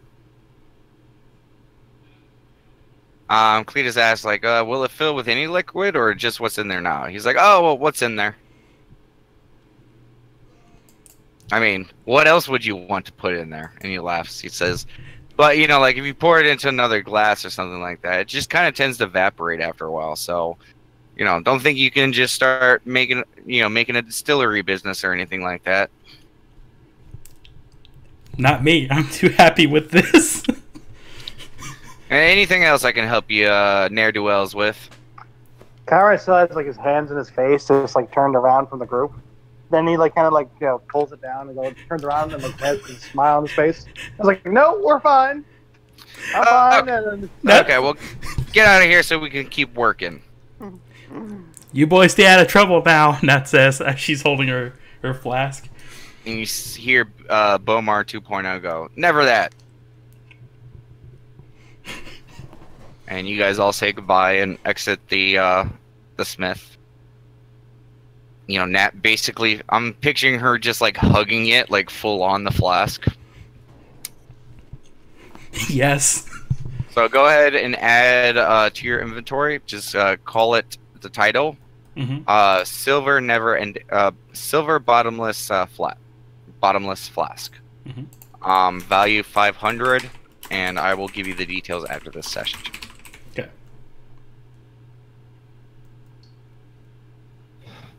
So you guys exit the smith, and you guys have the town ahead of you. And we will go ahead and take a break right here. All right, perfect.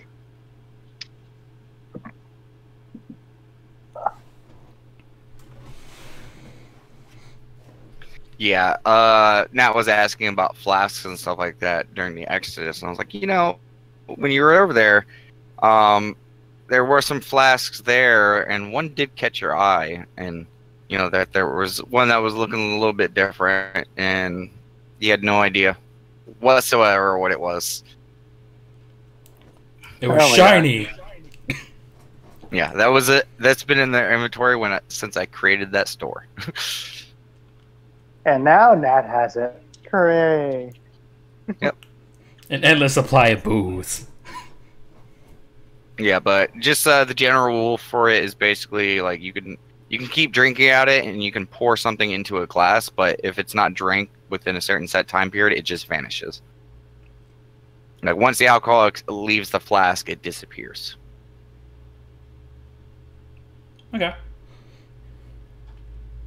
So you won't be able to like, oh, let's just pour a whole bunch on the ground and just, you know, catch it on fire, because it will evaporate before it even works. It's drinkable booze. Pretty good booze too. I don't think. No, I think Nat did have a swig in the side of the thing, just like one sip.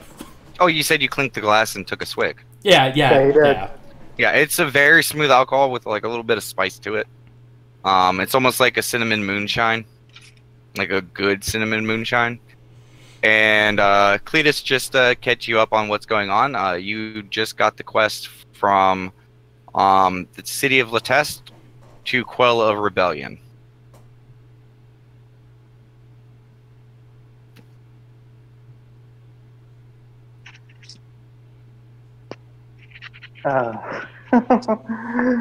That's funny. Like, Corin is trying to be the optimist about it. Like, you know, like, oh, well, maybe she's not using it for alcohol. It's filled with unlimited booze. Something like that. Yep. The bottomless flask or endless flask is just one of those things that will always be a part of D&D lore, and it's just one of those fun items. You know, like a jug of an alchemy jug, things like that. There's just always fun little things. Bag of holding, immovable rod. Mm-hmm. Oh gosh.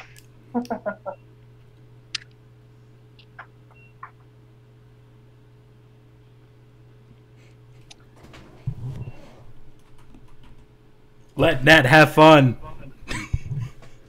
Or don't. Depending on your character. Could be bad. In a previous campaign I played, we used one to kill someone. How? We strapped the flask to their mouth while it was open, shoved it in there, made it so that they couldn't pull it back out, and the person literally drank themselves to death. I guess, wait, so it's if it leaves the flask, like as soon as it leaves, the flask evaporates, right? It has like a few moments, but yeah. Like, could you do like a full-on, like, what do you call it? God, what's the term for it? Waterboarding with it? Kind of. That's literally what we did. We shoved it in the dude's mouth, and he could only keep drinking. Because, you know, like, if you drink, you can sometimes take air in through your nose when you do it. So it allows you to, like, kind of, like, stay alive for a little bit. And so, yeah, he literally drank himself to death. If he didn't suffocate on it, yeah, he just would have got alcohol poisoning. Yeah. He was coughing, and he got super drunk, and then he died.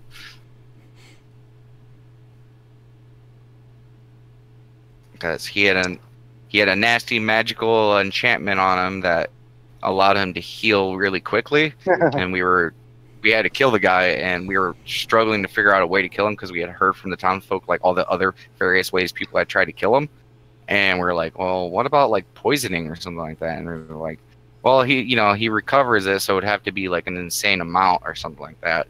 And since poisons are kind of outlawed in most places, we're like, it was funny because it was the paladin of the group, out of character, was joking. He was like, you know, we should just shove the flask in his mouth and have him drink him to death. It got the whole group thinking. We're like, huh. So it was funny because the paladin literally had to leave the area because he couldn't watch as we forcibly made this person drink themselves to death. Yeah, I was about to say, yeah. Yeah, he was an evil dude, but like it's just watching someone forcibly drink themselves to death, like in a matter of like 2 or 3 days, like it was bad. It was like 2 days. Yeah, it was so goddamn bad. It was one of the most darkest things I've ever done to kill someone. Jeez.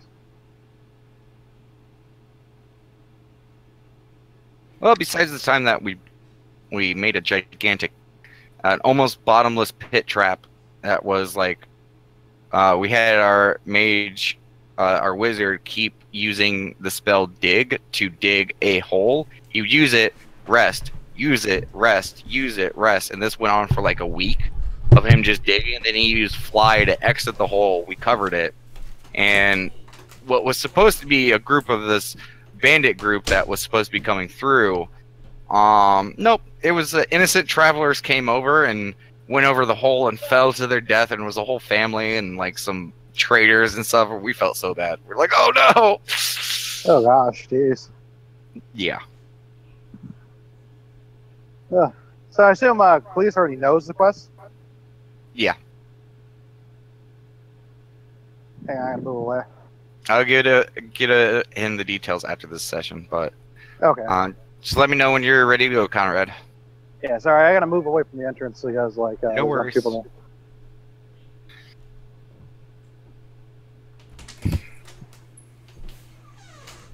Yes, shit happens indeed. Like killing children. Sometimes it just happens. I was more like that was actually something that I was like, having combat, like, that's how I did the whole prayer thing. Jeez. I mean, you don't have to kill the children, but, if shit happened, you understand that. I mean, someone's coming at you with a knife, you do what you can, but if, your life matters. Mm-hmm. I mean, what are you going to do? Let's sit there and, because what if it's like 20 kids, all with knives? You might not be able to disarm them all, so you might have to really hurt them, so...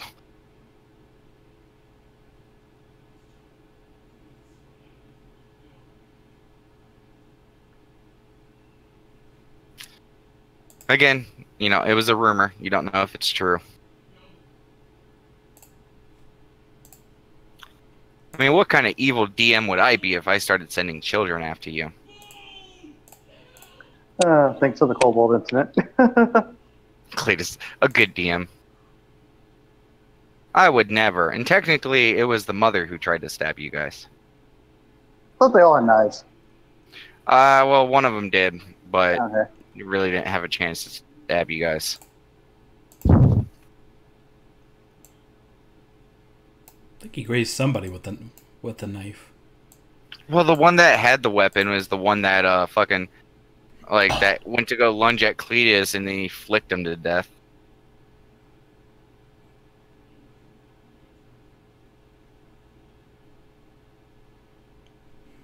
And Cletus was like, "No, back, no."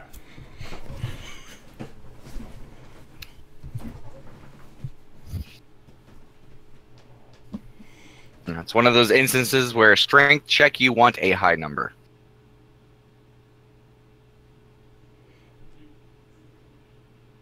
Especially for like Cletus or Daemosers, they got so much strength they need control. Yep. Alright, I'm back. Okay. We will continue. You guys are outside of the blacksmith, and you guys got the town and the rest of the day ahead of you. At this point, it's probably getting towards noonish.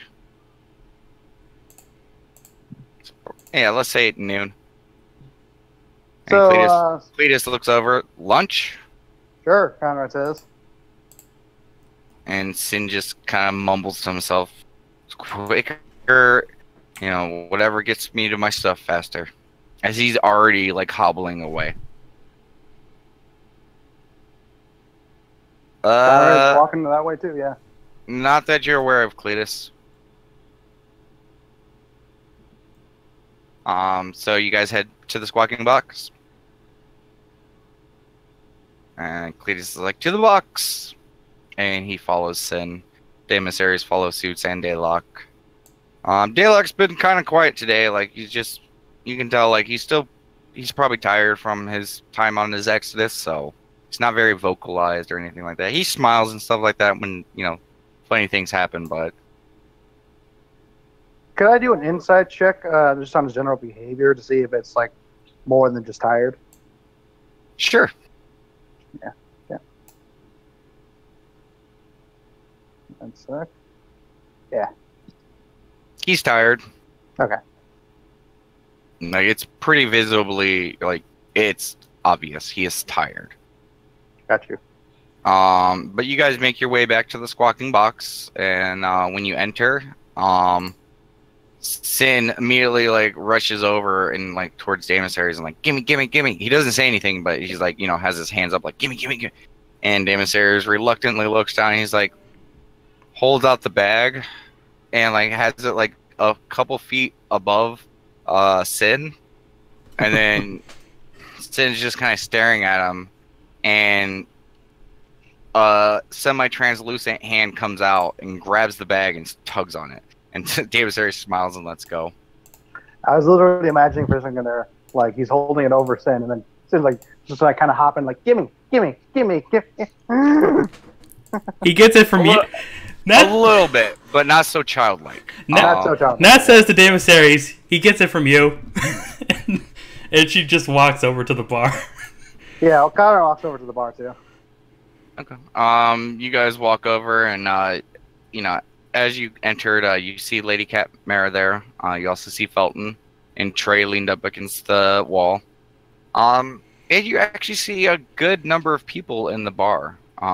Couple humans, couple elves, couple dwarves. A lot of them are miners and stuff like that you recognize, but a lot of them don't look dirty and stuff like that. A lot of them just have like plain non-work clothes on, and they're just sitting, drinking a little bit, eating lunch, just kind of relaxing in the afternoon. See both men and women. There is like a man, woman, and a child also at one of the tables, like just sitting and enjoying a lunch. Most people you've seen in the squawking box for a while, but you guys make your way over to the bar, and Lady Cat Mara sees you guys enter, and she's like, "Oh, good to see you guys back so soon." What's for lunch? Conrad says. Oh, food. I would love some food then, Conrad says. Okay. Well, who wants food? And Daemon Ares looks over and he's like, "Hey, Lady Cat, could you get us like a feast just for all of us?" And she's like, "Oh, did you want to eat that here or up in your room?" And Daemon Ares paused for a second, and looks towards the rest of you guys, like, "Want to have a room feast?" Sure, I think we need it. Conrad says. And he's like, yeah, we'll have it up in our room. And she's like, "Okay, well, you guys can head up there, and we'll bring it up to you guys." Perfect. And Conrad, I guess, would head up. Okay. How kind of you, Nat says to Daemon Ares. He's like, well, like, it's our last day of Exodus. We might as well enjoy ourselves. And I am fucking hungry, as he rubs his belly and starts heading up the stairs. I know, Conrad says. Yeah. Yeah, for the first time in a while, Conrad, you understand Daemon Ares' plight of having such a large, massive body and needing a lot of calories to maintain it. But you guys head up to your rooms, and Sin begrudgingly clears some of the stuff off the tables that are in your room, and he kind of like moves the stuff over to his bed, and he sits down and dumps out the stuff on his bag and starts reorganizing it and starts setting out books, his tome, and stuff like that. He starts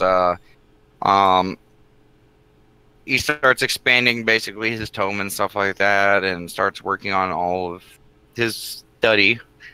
You guys sit down at the table, and about 45 minutes to an hour goes by, and you guys, the door to your guys' room is open because I'm sure the last person who entered was probably too lazy to close it. So Within a moment, you see Trey and Felton coming up with large wooden like trays filled with food. And they come in. Felton kind of knocks on the door, and Damon says, like, "Yeah, food, come on in." And they come in, and Trey has like 2 giant trays of food, and Felton's carrying one, and it is a lot of food. That says, Like, watch the furniture. and Felton kind of gives you like a snide stare, like. But he walks over and sets the food down, and he says, "We'll be back in a second with the rest of it." And you guys are already looking at the food, and you're like, "Holy shit, this is not all of it." And they disappear, and just went in a couple moments. Felton is coming up with a stack of plates and silverware, and Trey is carrying another plate of food. And they set it all down, start getting it all prepped. Like, your tables are almost completely filled with just enough room around the outside of the table to set your own plate and sit and eat. And Felton is like, "Did you guys need any drinks for this feast?" What do you guys think? Connor says. Damon Sayers looks over at Felton. He's like, "Just bring a few bottles." And Yeah, I'll cover the bottles, Connor says. Oh, okay. And Felton kind of nods. He's like, "I'll bring up a pitcher and a couple bottles of wine. Does that sound fair?" Yeah, and actually make up the good wine too. Oh, the good wine. How good are you talking, sir? Damon, what were the scales again? It all depends. They're different bottles and stuff have different prices. So, I mean, you can literally, the sky's kind of the limit with this one. Okay, so, And Basically, you tell me what you want to spend. Okay, I would say, how many of us are there? The character, there's like 7 of us, right, total? Yes. Okay. Do you have like 20 gold a bottle down the line? Yeah, we got something around that ballpark. How many would you like, sir? 1 for each of us. Okay, 7 it is. He holds out his hand for the gold. Mm-hmm. How much would that be? Like 20 gold, 7 a pop. That's 140 gold. Okay, because he said ballpark, I wasn't sure exactly. Okay, yep. He will pay it. Okay. And Damasarius hands the gold for the feast. And Felton gives like a slight bow, like a gentlemanly butler bow. He's like, "I will return shortly." And he leaves, and after him and Trey leave, and after a few moments, Felton comes up with Trey with all these bottles, and Trey has a pitcher, like a really large pitcher in one hand. And even with his large orcish frame, it still looks like a big pitcher. He sets that down, and, both Felton and Trey both have like armfuls of the bottles and stuff like that, and they start setting them down. And Trey turns around to go leave, and Felton says, "Will that be all?" I think that's all I need, Connor says. Well, enjoy your lunch. Thank you, Trey. Thank you, Phil. Thanks, guys. Yeah, Trey throws like a hand over his shoulder as he's walking away, like, "Oh yeah, it's okay." And he sits downstairs. Nat's like, "God, Trey's so cool." God, he's so cool. But they head downstairs, and you guys are left to enjoy your feast. And it is delicious. There is like a couple fully cooked chickens, like roasted chickens. There are tons of sides, ranging from hearty sides to simple sides: corn, mashed potatoes, biscuits, bread, cured meats, ham.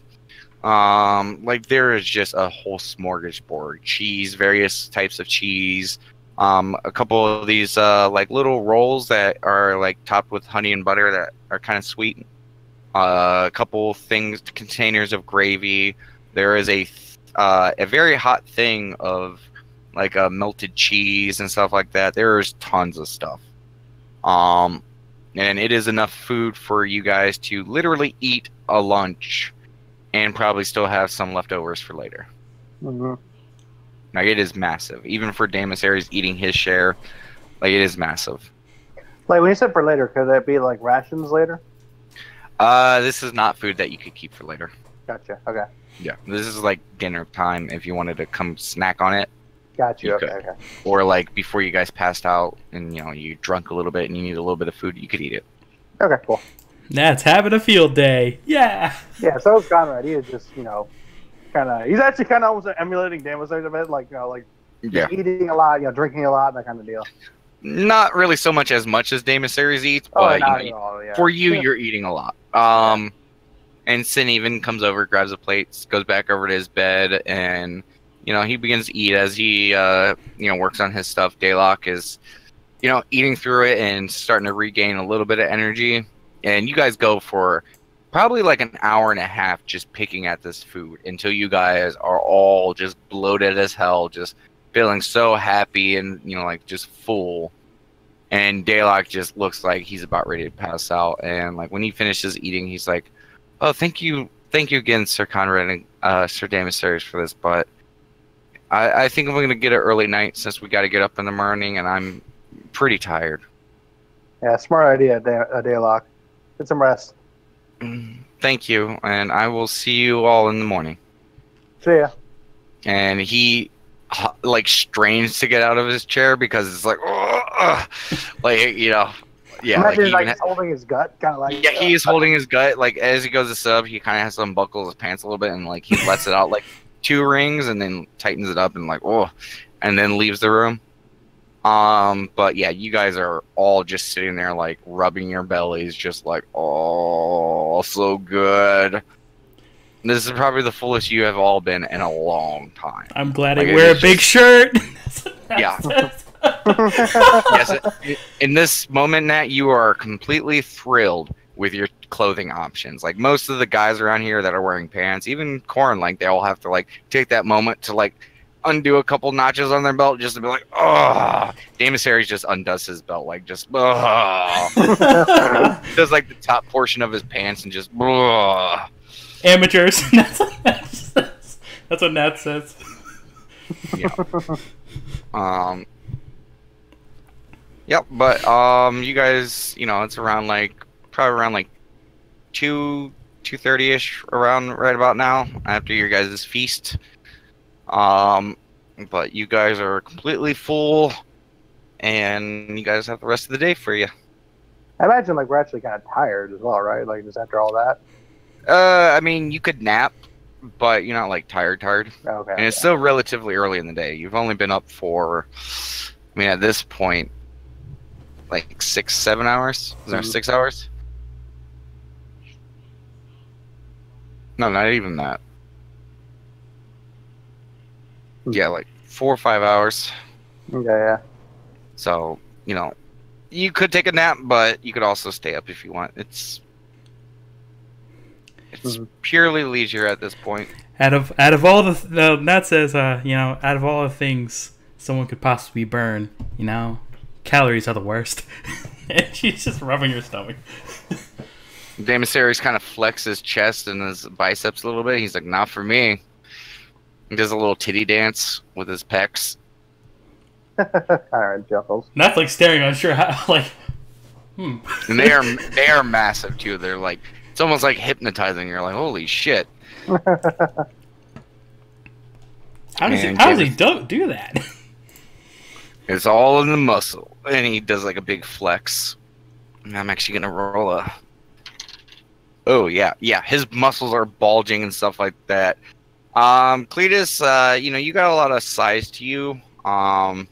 You get the sense that it's something you could probably practice and eventually pick up, but you do it, but it doesn't look as fluid as when Damasaris does it. But you guys see as Cletus is trying to flex his muscles, but it's very twitchy still. It's like a child trying to learn his motor skills. It's sort of working, but sort of not. He's kind of laid back in his chair, feet up, that kind of deal. You get the sense that Damasaris has probably practiced this a few times when he was bored. He doesn't have a lot to think about, so he just kind of stares at his body and you could kind of picture him you just kind of picture Damasaris a few years back when he was getting real big, and just him just sitting there laughing at himself as his tits are bouncing around. But Damasaris kind of leans back. He's like, Well, I wonder what they're going to be doing at the Squawking Box tonight. I have no idea. Connor does. I mean, if Captain Welton and his family is going to be there, must be doing something fun. Yeah, is it like? Do you think it's gonna be like like for fun, or do you think it's gonna be like an official event kind of deal? Well, didn't you say that it's usually like a celebration? Okay, yeah. So it's gonna be for a fun thing. Yeah, okay. And Cletus is like, fight pit? And Damon Sirius like looks over in excitement in response to that. And he's like, kind of like shaking his head yes. And then Cletus like matches the tempo of the head shake yes. Like, yeah, fight pit.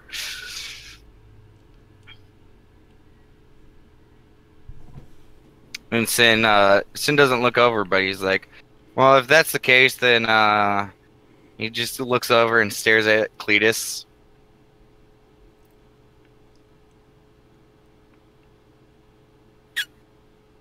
And Cletus is like, oh, you're on.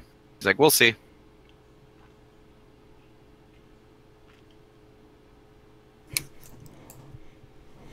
So what do you guys do? God, you sound like right now like you guys just ate an hour full. Like you're just like silence, like just oh. It's the opposite for me. I've eaten nothing. Yeah, I'm kind of hungry too.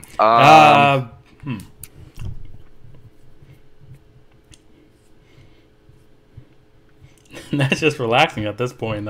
Considering Sin's offer. Okay. Well, you guys. Yeah. You guys. I mean, you guys can just spend the next couple hours just kind of lounging. You know, maybe take a quick nap or something like that. Yeah, that's pretty much what I was figuring Connor would do. So for brevity of time, we'll say that the party, like, you guys just kind of sit there. Some of you guys just pass out in your chairs after the meal and just, just go on for a little bit of a nap. But, like the evening starts rolling around 6 or 7. You guys wake up from your naps and everything. And you guys start hearing noise coming down from the tavern.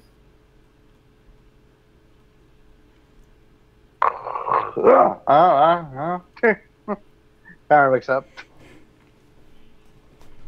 Damon Sayers is kind of getting up and stretching. He's like, oh, sounds like there's revelry going on. Yeah, and like Connor, like I assume like he can just kind of readjust his belt now. Yeah. Yep. Damon Sayers looks towards everyone like, you guys want to head down? Yeah, I'm down with that. Sure. Yeah. Everyone's like, yeah. Cletus and Corin both like nod, and then kind of rolls his eyes. He's like, yeah, I owe someone a beating. And he closes his book and like hobbles down. You guys make your way down, and yeah, as soon as you guys get down there, the Squawking Box is almost full. And as soon as you go down there, you see Gelios down there, and he is playing music. And you also see Yulan. They are playing music and singing and stuff like that. They are right on the outskirt of the fight pit area, and people aren't gathered around the fight pit right now, but you do see like this one guy like kind of not fighting, but kind of like messing around with another dude, like like play fighting and stuff like that. You see a couple people like surrounded by this one table. These two dwarfs are locked arms, like arm wrestling.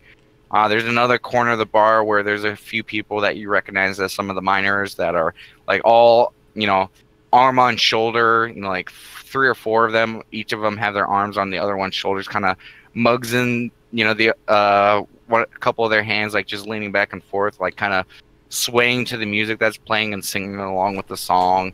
A lot of people are enjoying like dinner, drinking, stuff like that. You also do see Captain Welton and his wife there.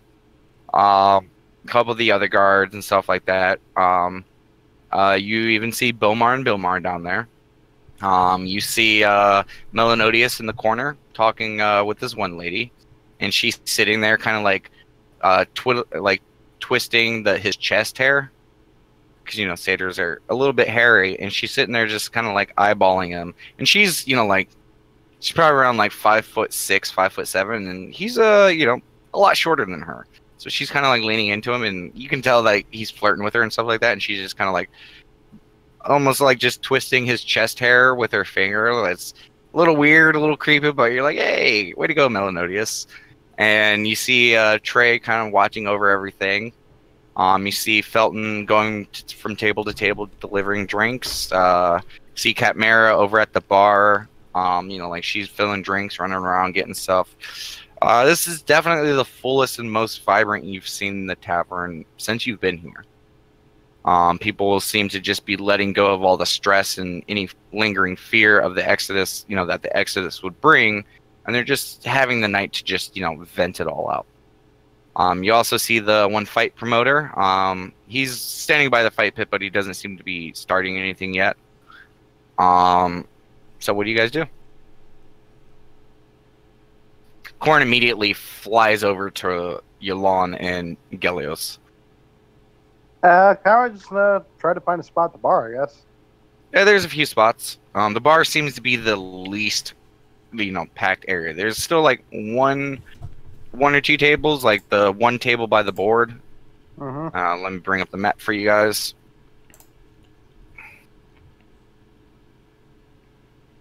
Like this table over here is available.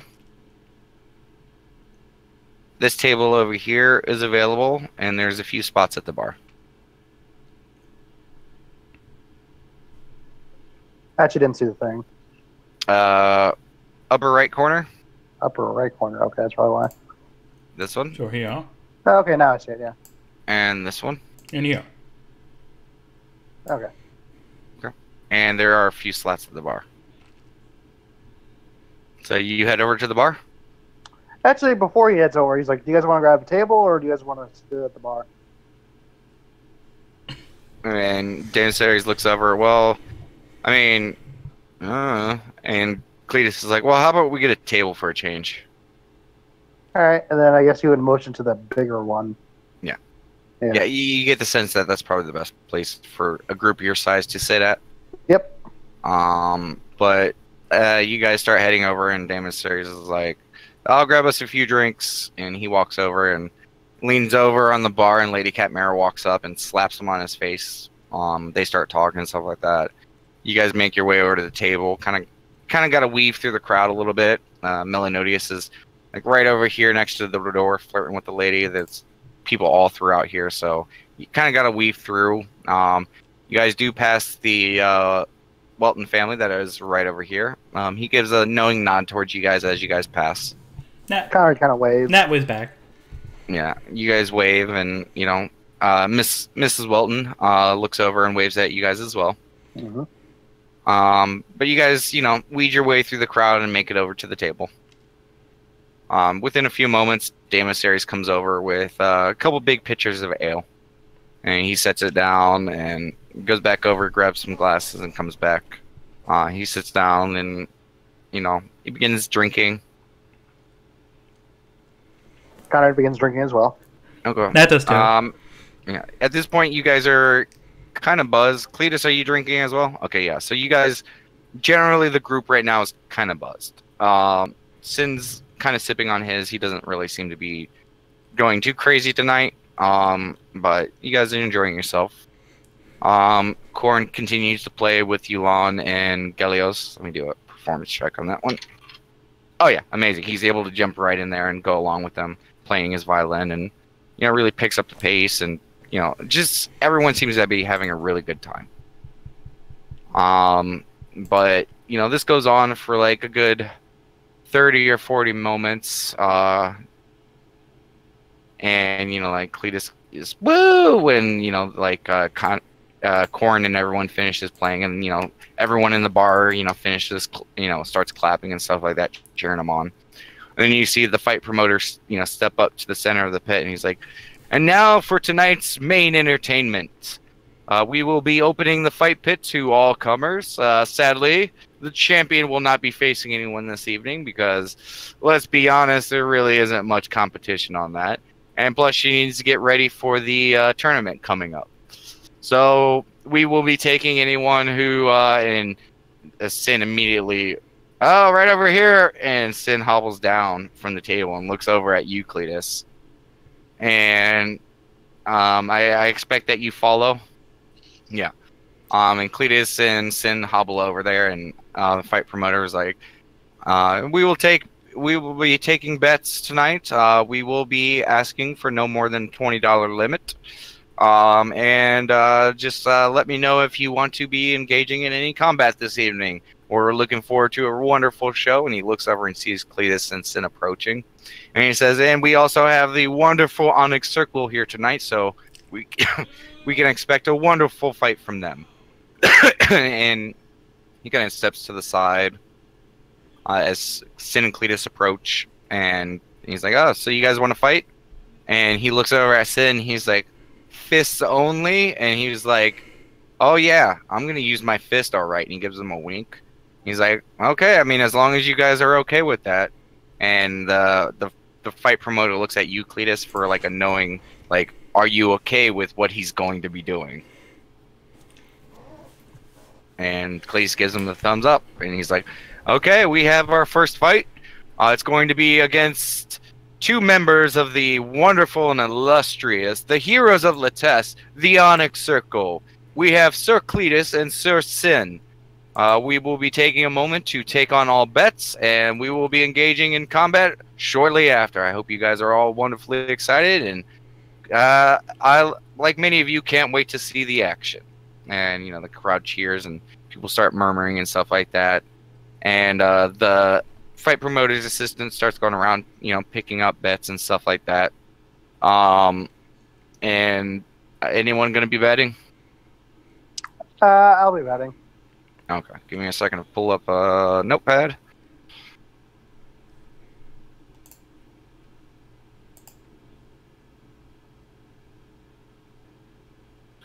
Okay, Conrad.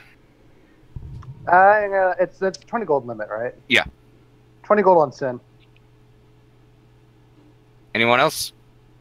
Nope. Okay. Damus Series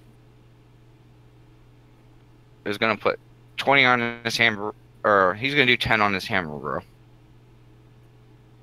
Hammer, bro, and the guy looks confused for a second. The Minotaur. And he's like, oh, okay. And Corn is going to, who do you guys think Corn would bet on? Corn? I think you'd go with, I'm he would probably go for Cletus. If you're unsure, I would say probably just don't bet.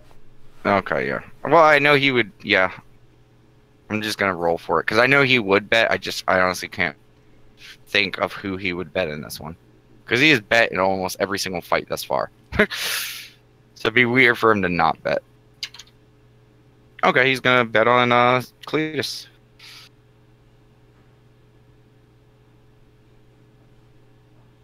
Okay, they go through and they finish the bets and everything, and he finishes up, and Cletus, just to let you know, this is already pre-done, so you don't have to do anything.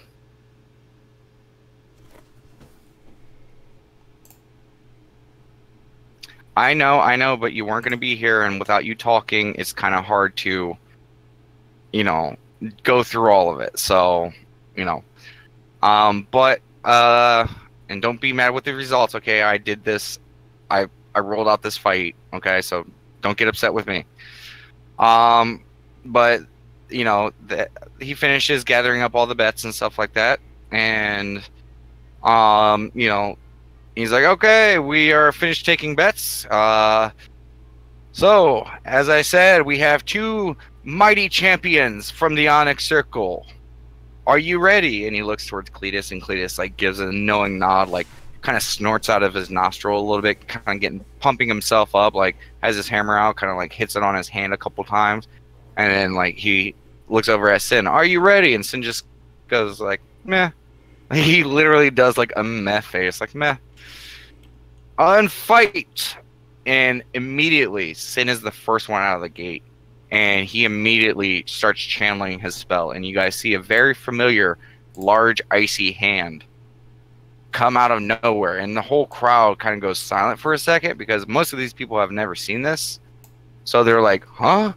And they see the hand go out and grab Cletus. And like it wraps around him. And kind of crushes him a little bit.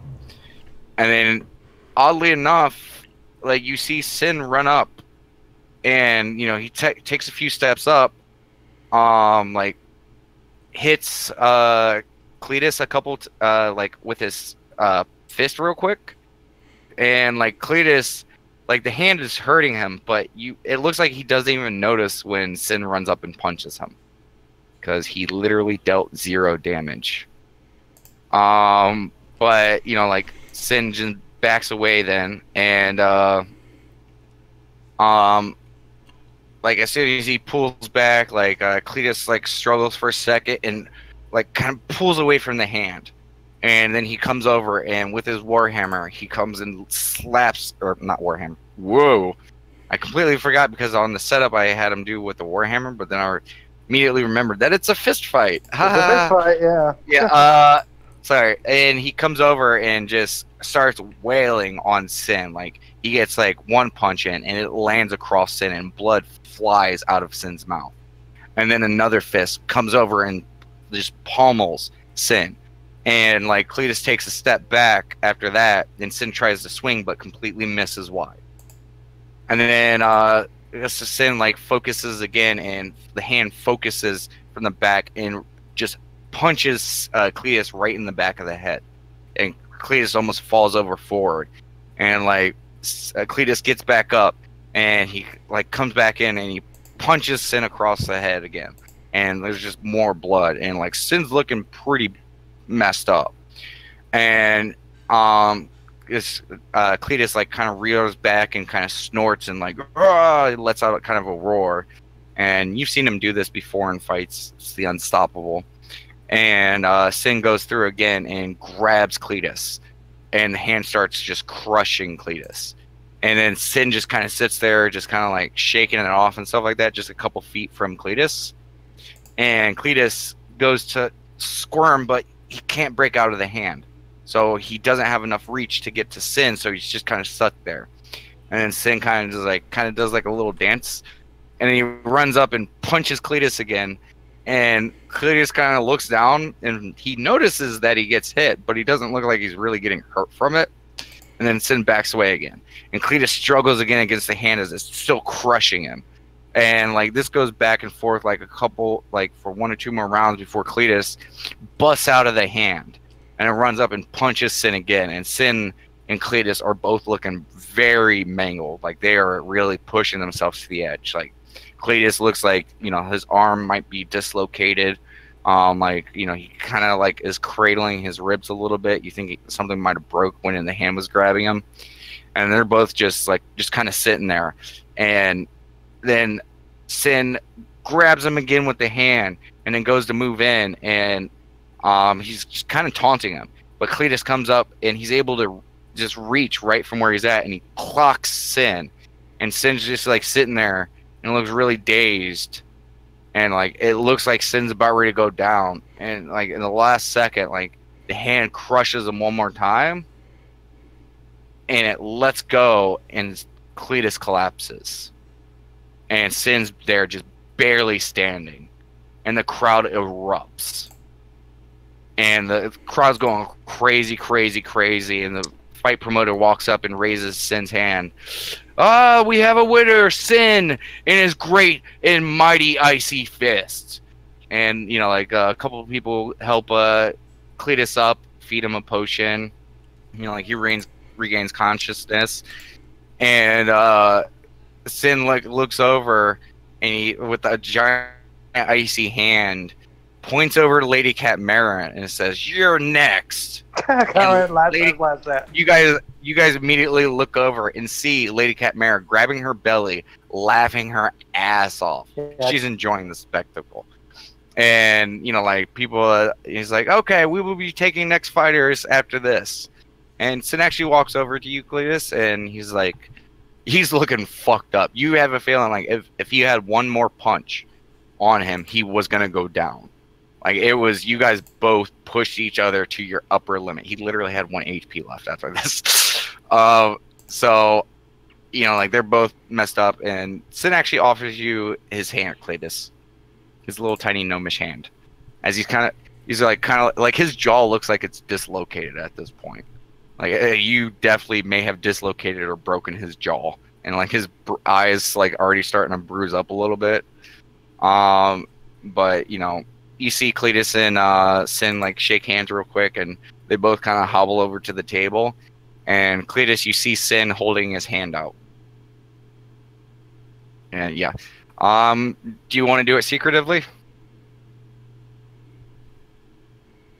Okay, you guys see Cletus giving Sin a pretty good stack of coin, and Sin happily takes it and they both walk over to the table, and Sin's like, I'm going to bed. And he immediately just like does a half-ass wave and starts going upstairs. And Damon Sarah's is like, night, that was a cool fight. And he looks over at you, Cletus. He's like, see, I told you, the little fucker's pretty tough with that hand. And you know, you get it, like your body is still feeling like cold from it, because it was just like winter was grasping you. And Cletus is like, I'll get him next time. He's like, yeah, I definitely wanted another round with that little fucker. But you guys see Sin like start hobbling through the bar, and many people keep like, you know, like slapping him on his hands, and like he's walking towards the stairs, and one of the dwarfs runs up and goes to slap him on his back, and you watch as Sin falls to the ground. And the dwarf's like sitting there like, what? And Melonodius like looks over and sees it, and he walks over, and you know, you see him like casting a spell, and Sin like picks himself back up, and he's like looking around and like looks around and just kind of huffles back up the stairs. Yeah, he was at 1 HP and the dwarf knocked him out. Oh. Yeah. He was dwarf just hit him too hard. But yeah, he goes upstairs and you guys are left there. The next round, like there's 2 humans. They enter the fight pit. You guys kind of zone it out just because you really don't care. Do I get my money? Yes. The guy, as you know, like the 2 humans get up for the fight, like they go through, and you got yourself. You got yourself 120 gold because the odds were so stacked against Sin. Yep. Yeah. Yeah. 120 gold, nice. Yeah. That's 120 gold back, so technically you gain 100. Yeah. Yeah. Well, I took it off the 20 gold off my list. Okay. First, Yeah, so you get 120 back. Yeah. Okay, now I gotta update everyone's gold. Give me a second. There we go. Now it takes a swig of a flask.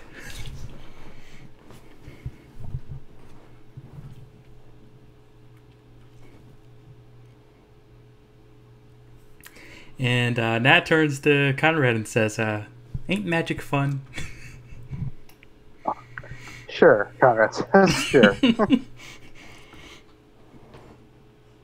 And Conrad's just kind of sipping, you know, just like,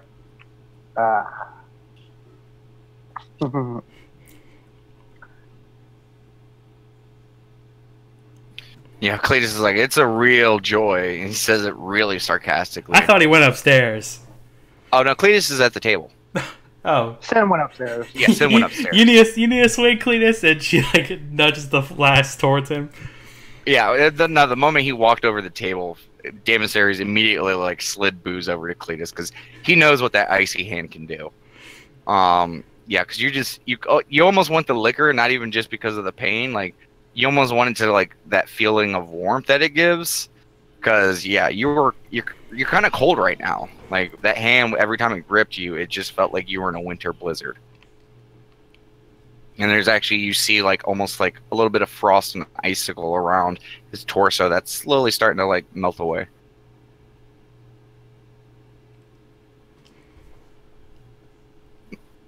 But you guys watch as these 2 humans, crowd's not nearly as amped up as this fight because it's just 2 humans like punching at each other. But you know, like it goes on and stuff like that. And is anyone else going to be jumping in the fight bit from the group? No. Okay. Nah. Yeah, Cletus. I mean, you could if you wanted to, burn through all your healing surges, but you're gonna feel exhausted tomorrow. Like, you're gonna be traveling out for this mission feeling like kind of crap.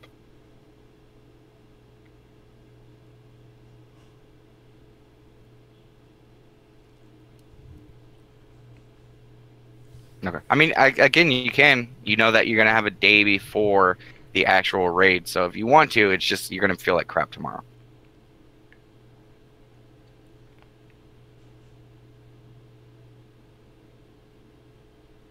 Okay. Cletus takes, like, there's 2 fights that go by, and then, Cletus takes a few moments and kind of, like, rests up, stretches out again.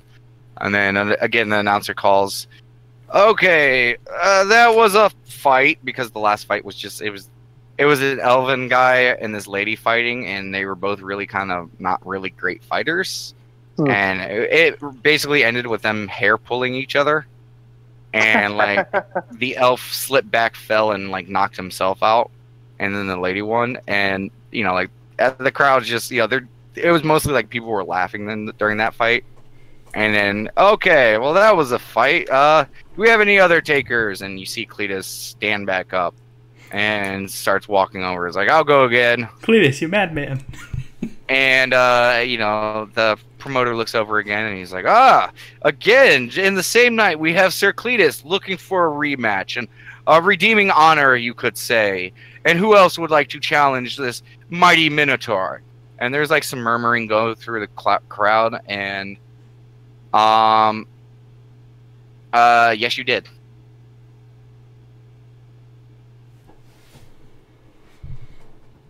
But you did use all your healing surges to get back into full health. But there's a murmuring going throughout the crowd. And, like, after a few moments, like, there's this one guy raises his hand. He's like, I'll do it. And it's a middle-aged human man, like, a little burly. You guys recognize him as one of the miners. And they're like, oh! And he walks over. He's like, fight promoter like leans in. He's like, yeah, you're Richard, right? And he's like, yeah, I'm Richard. And he's like, and we have Richard the challenger here to represent the miners of Letest. And he like goes up and he's like, yeah, yeah, you went through most of your dailies. Or no, actually you have your pinning smash, but remember that's a weapon one.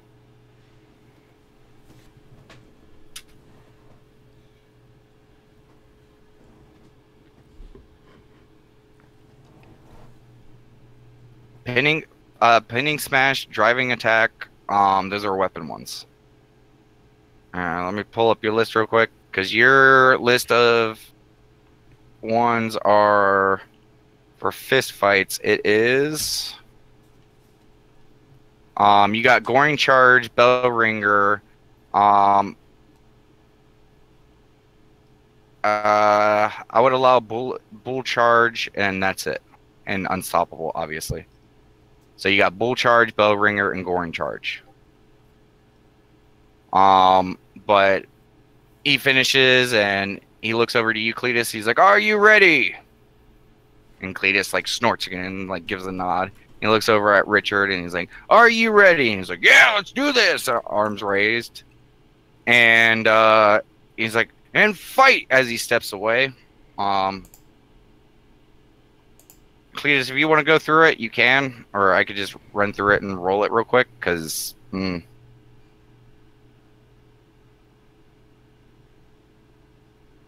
Okay, go ahead and roll initiative.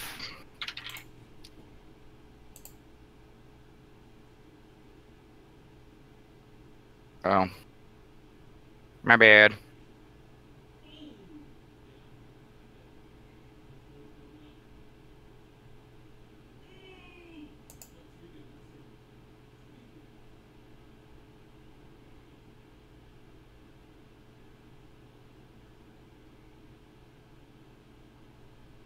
Okay, go ahead and roll initiative.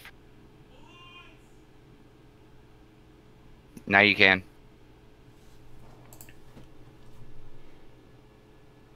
Okay, right out the gate, the Richard completely like starts rushing towards Cletus, and he goes to land a punch, and it hits you right in the gut, Cletus, and it just does nothing. It just Kada! And he immediately, like, there's a look of fear in his eyes as you do not buckle, you do not move. It does not hurt you at all. Your go ahead.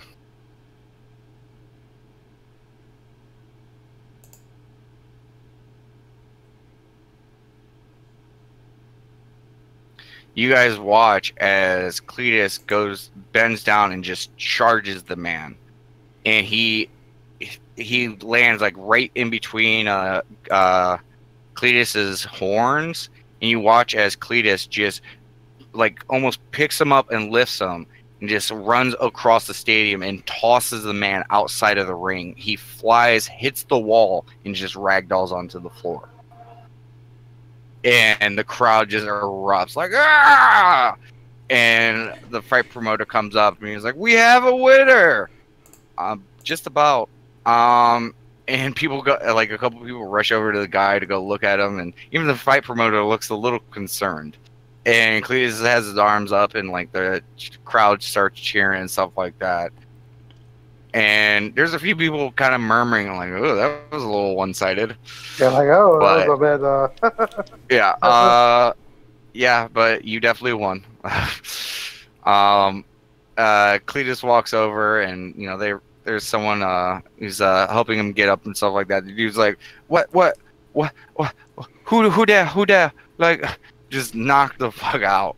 And he's like stumbling around and stuff like that after he gets up, and like Cletus walks over and helps him up, and as soon as he gets close, he sees Cletus and starts running. Like, no, Trevor too.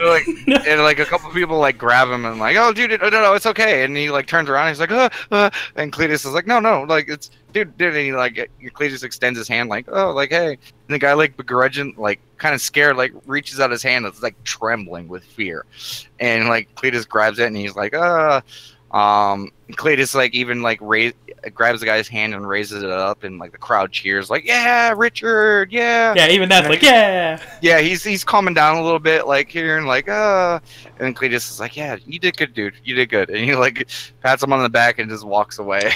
Conrad's kind of doing like a kind of like, you know, like kind of awkward clap, because like I assume that dude's blood's still on Cletus's horn. Not so much blood, but you heard bones crack when he nailed this dude. Like, you have a feeling if there was no healers, he probably would have died. Yeah. So it's kind of like, like, you know. Like, yeah, don't worry. There's a few people in the crowd that are clapping like that. Like, oh, like that was nasty. And the fight promoter, you know, goes on and, okay, we'll be taking one more fight for the evening, and so let's try to make a good one. And, you know, they go through, and Cletus returns over to the table to the rest of you guys, and Korn just looks over at Cletus. He's like, "I expected better of you, Cletus. You could have punched him or something." You already handshook the dude. He even lifted up his hand and had the crowd cheer for him. Yeah, Korn just looks at you and is like, "I expected more. Like, you could have, like, punched him or something. Like, you know, like, ugh, like, ooh. You kind of messed him up." Yeah, use Discord to type, because Roll20 can be a little slow sometimes. And Korn's just kind of sitting there, like, looking at you, like, just kind of disappointed. And David Series is even looking at you like, that was a bit much, man. Like, you saw what Nat did to someone. Like, you just used a goring charge against him. Like, that was a bit much. A bit excessive, Conrad says. Your party's looking at you kind of somewhat like, was that really the best choice? That's kind of like, they knew what they signed up for. Yeah. And David was like, "Well, I mean, you know, good fight, I guess." But you see a dwarf and another human enter the stage, and, you know, their bout goes as you know, Cletus is sitting down, you having a drink. You guys enjoy a little bit more of your drink. And, you know, the fight finishes, and, you know, fight promoter goes back up to the stage, and he's like, "That'll be it for this evening. And to close off the evening, we have the wonderful musical stylings of Gelios and Yulan." And Korn immediately looks over. He's like, "Oh, that's my cue." And he flutters over there. And and Cletus is like, "Oh, I'm gonna head to bed," and he stands up and gets ready to go up the stairs. And Demeter is like, "I'll see you in the morning." Good night, Cletus. Hey, Um, Cletus. and Cletus goes up stairs and waves you guys goodnight. And then the music starts playing, and immediately you notice something. Gelios, because they're all kind of taking the main stage now. Gelios looks a little drunk. Like, he's kind of like slurring a little bit and stuff like that, and he says a song, and the song finishes. It's pretty good. Korn assists with that. And then he turns around and like he's wooing some ladies that are standing by the stage, and he goes over to his mug and finishes off his mug and slams it down, and he's like, I got a treat for all of you tonight. We're gonna sing a favorite of mine, The Tale of Cat Mara. And immediately you see Trey like freaking out, like kind of motioning him to just like, no, no, no, no. And you guys look around and you don't see Lady Cat Mara in the bar currently. You do see Felton kind of like just face palming, and you're not quite sure what's going on, but Trey and Felton obviously seem to have some understanding of a situation that you guys are not quite aware. And I'm not a singer or anything like that, so I will not be singing it, and I won't be going word for word. But he starts regaling the tale of Lady Cat Mara, a simple dwarf from a simple land, from a simple town and a simple family. Through tragedy, she lost most of her family, and to never have to deal with that again, she decided to better herself and to make her more defensible and stronger, so that she would be able to someday return to her village and protect it. And Gelios says that she sets out on her noble quests. She eventually finds a monastery not too far from her house, along the mountains that she came from, and there she trained the ancient ways of fighting with mighty fists. And it goes on that she finished her training, and not too long after that, while she was traveling to learn and better her craft, she was told by her masters of the monastery to seek out another master who would complete her training. And along her path, she met a roaming band of adventurers and had gotten mixed up with them. It was a wizard, an elderly wizard man, Lady Cat Mara, a noble dwarf paladin, and their sly, the elvish rogue. This party had gone on a few great adventures, even saved a kingdom from distress, and eventually the party broke up again, and she finally ventured to finish her training. Eventually, the party had to come back together because the kingdom was once again under fire, and this time the wizard returned with a new apprentice, a very young dragonborn. Their adventure led them across the land from one foe to the next, battling mighty dragons, one-eyed powerful beholders, and even demons and devils and angels in between. Eventually, her quest came upon a precipice where a deadly mage was trying to corrupt a tree of life that would eventually end the world. The party had stopped him, and even though the tree was dying from his experiments, this tree bared a single fruit. And Lady Cat Mara was the one who the party chose to partake of it. She took it, and with it, she gained an everlasting life. And then the party ventured forward to stop an evil alchemist who had been distorting nature in his path and corrupting armies with his broken promises and beguiling tongue. What the alchemist was doing would twist those that consumed what he offered, but granted them much power. The alchemist continued this as the party tracked him down. And during chase, they eventually fell through a veil, and they each were separated, traveling to various planes. Lady Catmera, though, her tale was very different. She ended up in Elois right after the Dawn War. She grew to love this new land and eventually settled down near the base of a mountain in a flourishing town. She helped build this town and even set herself some roots. And for 800 years, she was a person of Elois. Eventually, she knew that she had been displaced in time. She eventually caught back up with her party to end their fated quest. They eventually all gathered again and faced down the alchemist. And during that fight, she lost her love, the noble paladin. And immediately you hear glass shatter.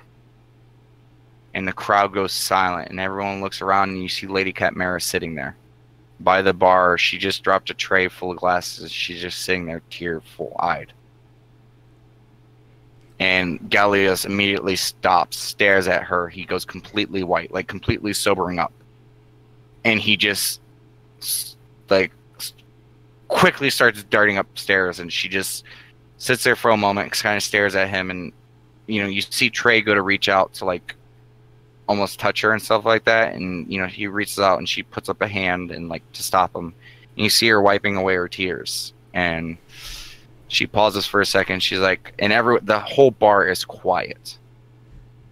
And you can tell that you're not quite sure when she started listening in the story, but you can tell it's brought up a lot of stuff for her. And she just, like, stares off at the crowd who's just all kind of quiet right now. And she, like, looks, and she's like, "What are you idiots doing? Keep drinking." And, like, she starts clapping and stuff, and Yulon starts playing music, and Corin, quickly starts playing with Yulon, and Felton walks over and starts picking up the broken glass and stuff like that, and you see Catmera disappear in the back. And Daemon Series just, like, looks over to the party and, like, just like, oh shit, like, woo. Yeah, Conrad's kind of takes a big swig at that, like, okay. I think that kind of spoiled my evening. I think I'm gonna go to bed. Yeah, I think I'm done too, Conrad says. Yeah, and he just kind of looks, and he's like, "Nat, you gonna stay down here?" I'll join you guys in a minute. Okay. Daemosaries waves you off and starts heading upstairs.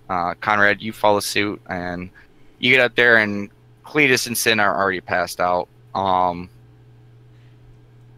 you go into bed? Conrad is, yeah. Yeah, okay. You lay down, relax for the evening, get ready for bed, and you eventually fall asleep. Nat, what are you doing? Yeah, she just takes one last swig of her flask, and then she's like, heads upstairs, but looks to Mr. and Mrs. Welton, says, give your kids my best, and, just heads upstairs. Okay. You go upstairs, and you see that you see all your party laying there, laying down. Conrad and Daemosaries are just, getting ready to lay down, and you join, getting ready for bed, and you guys all lay down for night's rest, preparing for tomorrow's travel.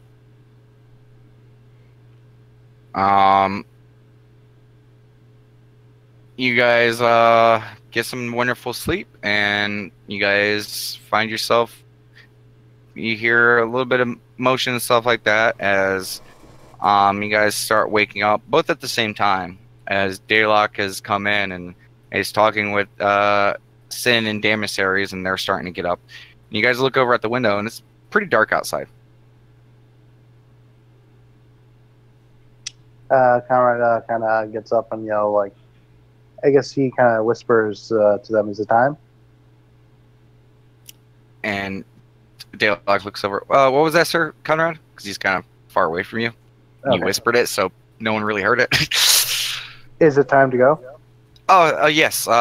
Captain Welton sent someone over, and we're going to be meeting at the gate here shortly. So, um, like I would suggest grabbing some rations if you're hungry to eat. Lady Cat Mara's not downstairs at the moment, so Yeah. I'll get ready, Conrad says. And he gets all his gear up and, like, gets everything fastened. Same, Nat says as she rubs her eyes. yeah. I mean, you guys are pretty well rested, but it's still early. I mean, you guys went to bed pretty early. Like it was probably around like 9 or 8, or like around 9 o'clock. So it's like probably yeah. So it's like it's probably like, I mean, it's really hard to tell since it's still night outside, but you're guessing it's probably like maybe 4 or 5 in the morning. So you're pretty well rested.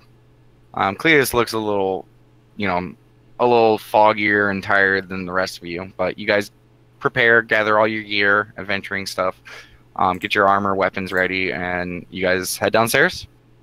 Yes. Yep. Okay. You guys go downstairs and you see Felton down there, kind of going around cleaning up everything. And oh yeah, also when you guys woke up, all your stuff in the room, the food and stuff was already cleared up. You're not quite sure who, because when you went to bed, all the stuff was there, but when you guys woke up, it's all gone.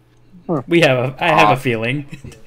But yeah, you guys make your way downstairs, and as you guys go, like Daylock gives like a nod towards Felton, and he exits the door.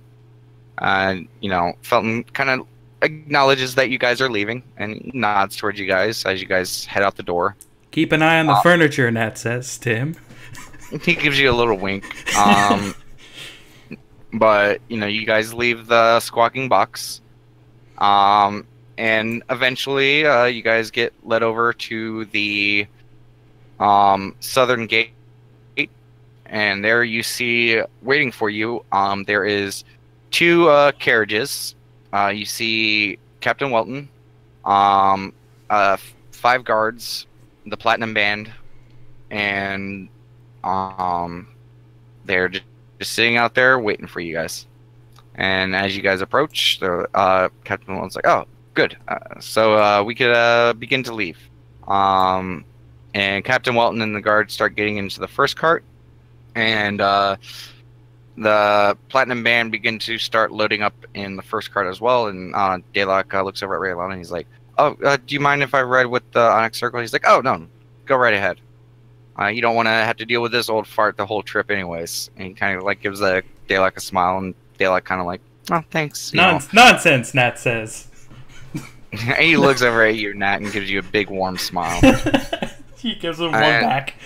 Yeah, Demerel just, her regular cold self. She climbs in with the guards and stuff like that, and Daylock joins you guys, and you guys have the whole back cart to yourself, so you guys can pile in and stuff like that. And once you guys are all in, you feel the cart like begin to lurch forward, and you hear the gates open as you guys begin your trip. For the most part, like Corin and Cletus, who looked pretty tired, you guys assume that Corin probably stayed awake. Like they immediately just go back to sleep. But Damus Ares is kind of leaned back. Sin just immediately starts opening up his books and stuff like that, and starts continuing with the study. But you guys start making your way. You guys make it a good distance, probably around like here, before the sun really starts to shine and stuff like that. And you guys make your way through. The day goes by, and you guys, eventually pass the Ironcrad Farms. If you guys want to discuss anything with anyone, you can, or do anything. You guys got a day of just traveling in the back of the cart. Be honest, like I feel like I wouldn't feel like there's not much else to be said about the quest. Yeah, it's kind of somber right now. Exactly. Yeah. With last night's incident, and everyone just, a mix of just ready to get doing stuff, and also kind of begrudging about what they're doing. Like it's kind of silent.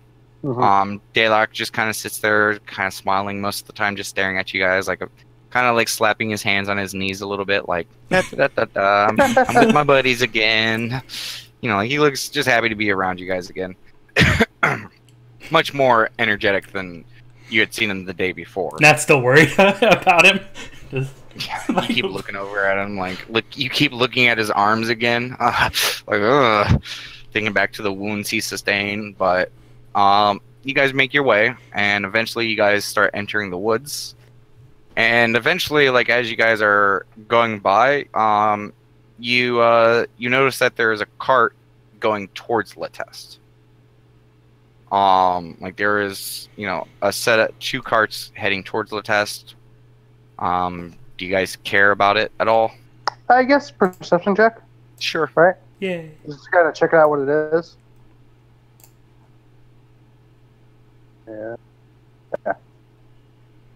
Okay.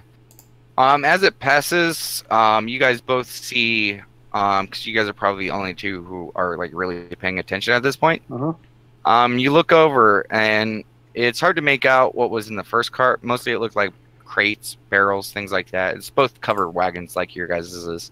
It's the standard Celestia, travel wagons. And you look in the rear one, and you see a group of people. You can't make out all the details of everyone because there's a couple of them that are like kind of hooded and cloaked. But you do see like a couple elves, humans. You see a dragonborn. You see one thing that you're not quite sure what the race is, but it looks humanoid-esque with a weird skin and odd-shaped face. You don't know what it is. It looks a little weird. But there's an overall tone that a lot of these people do not look like reputable people. Do they look like kind of like adventurers like we were? Give me a streetwise check. Yeah. Sick. Can I join in on that too? Sure. Yay. Given the way they look, the way they're kind of like sitting and presenting themselves, and the way they're kind of like staring at you, because they give you like dirty looks and stuff like that. Some of them have like tattoos and stuff like that. If you looked at this group, like you were on the boat when you saw all those different types of adventurers and stuff like that. Even the scariest one of them, they looked kind of reputable. These people do not. They look, if you had to take a guess, they almost look like criminals. Like, almost from like the underbelly or something like that. And Daylock looks over, and he just kind of like gives like a look. He's like, I heard they were, desperate and getting more people to help around Letest, but I hope that's not them. I would hope not as well. Like, those kind of look like shady people, it says. That they do. Those look like he kind of chuckles and he kind of smiles and looks over at you, kind of. He's like, those looks like the people that they usually tell you to stay away from. Yeah. But eventually, like you guys get deep into the woods, and eventually you guys go a little bit past the rest area, and the carts kind of veer off to the right from the direction that you guys are going. And the carts pull off, and the flap up front says, "Okay, get off here." And Cletus, who had kept sleeping like through most of the trip, like snaps up because Gamissary slaps him on his head. Nat does like a gentle poke to Corin. And he's like, I don't want to go to school. And he wakes up. And Nat says, but what if you learn to the teacher? I'm hot for teacher. As he pops up, and he literally eyes wide, he says, I'm hot for teacher. And almost breaks out into the song Hot for Teacher. I got it. Yeah. But you guys get up, and you guys gather your stuff and exit the cart. And you guys see the Platinum Band and the guards exiting as well. And Raylon gestures you guys to, come to him. And the carts immediately start leaving again. And they start heading towards Celestia. Like, it was a really quick drop-off. And Raylon motions you guys all to come over to him. He does so. Yeah, he starts leading you guys into the woods, and as you guys get close, he's like, okay, we're gonna go off a bit of distance over here, and we're gonna set up a camp for the day, or for the rest of the evening and night. And the plan is I will be leading the charge. I do need who's leading your guys' group, and everyone kind of looks around, and Damasaries and Cletus both raise their hands, Not and Daylock, Nat says. Not Daylock. And Raylon just looks at Cletus and Damasaries both raising their hand, and he just like kind of face palms. And he looks over at you, Conrad. He's like, "You're in charge." Okay, Conrad says.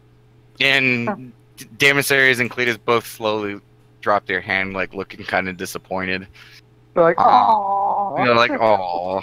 And he looks over at you. He's like, "In case we split up or anything like that, you're gonna have. I trust you to make on-site decisions. I've heard tell that Daylock has a very high outlook of you, so I trust your opinion and your decision." So that says aw. Raylon gives a nod towards you, and as you guys are having this conversation as you guys are walking into the woods, and he says, we will be leading the charge. I will be leading the charge through most of the way, but again, it is a fortress, and there will be multiple avenues. So the plan is to strike hard and fast.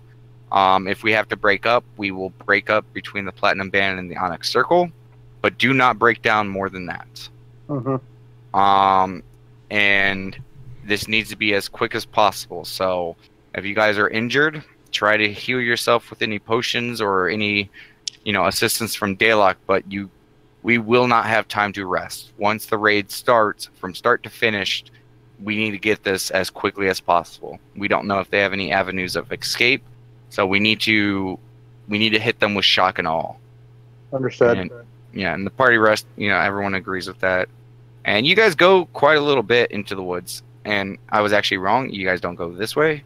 You guys go this way. My frame of reference was off. I was looking at it the wrong way. Sorry. But you guys go like almost an hour into the woods. Like, it's you guys have dealt with the woods around this area. Like, most of the woods are pretty thick and kind of slow going, but eventually you guys find an area that you were almost expecting to try to find like a clearing, but Raylan kind of guides you guys to an area that's actually really dense in foliage. And he's like, "Okay, we're gonna set up camp over here." Okay. And Sin actually steps up, and he's like, he kind of sighs. He's like, "Told you guys I would help out with food and stuff like that, because I know you guys were missing out, so just give me like 5 minutes. Just set all your stuff down."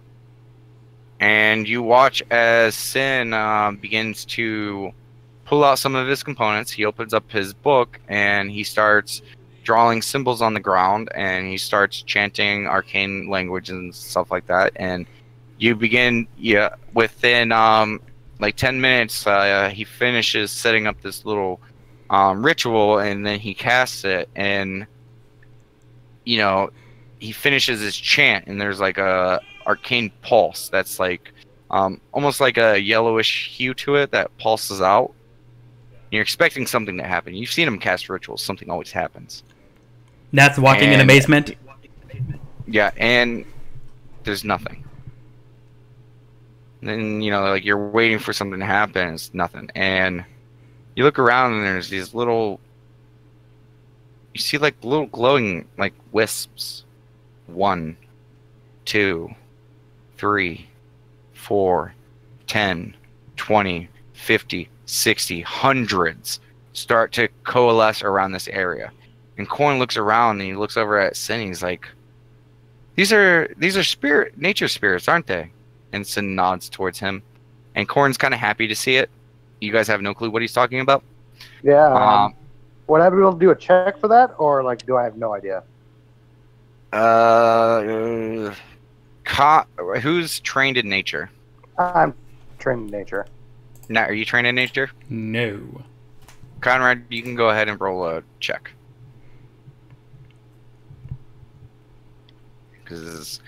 Okay, you've heard tale of forest sprites and forest spirits.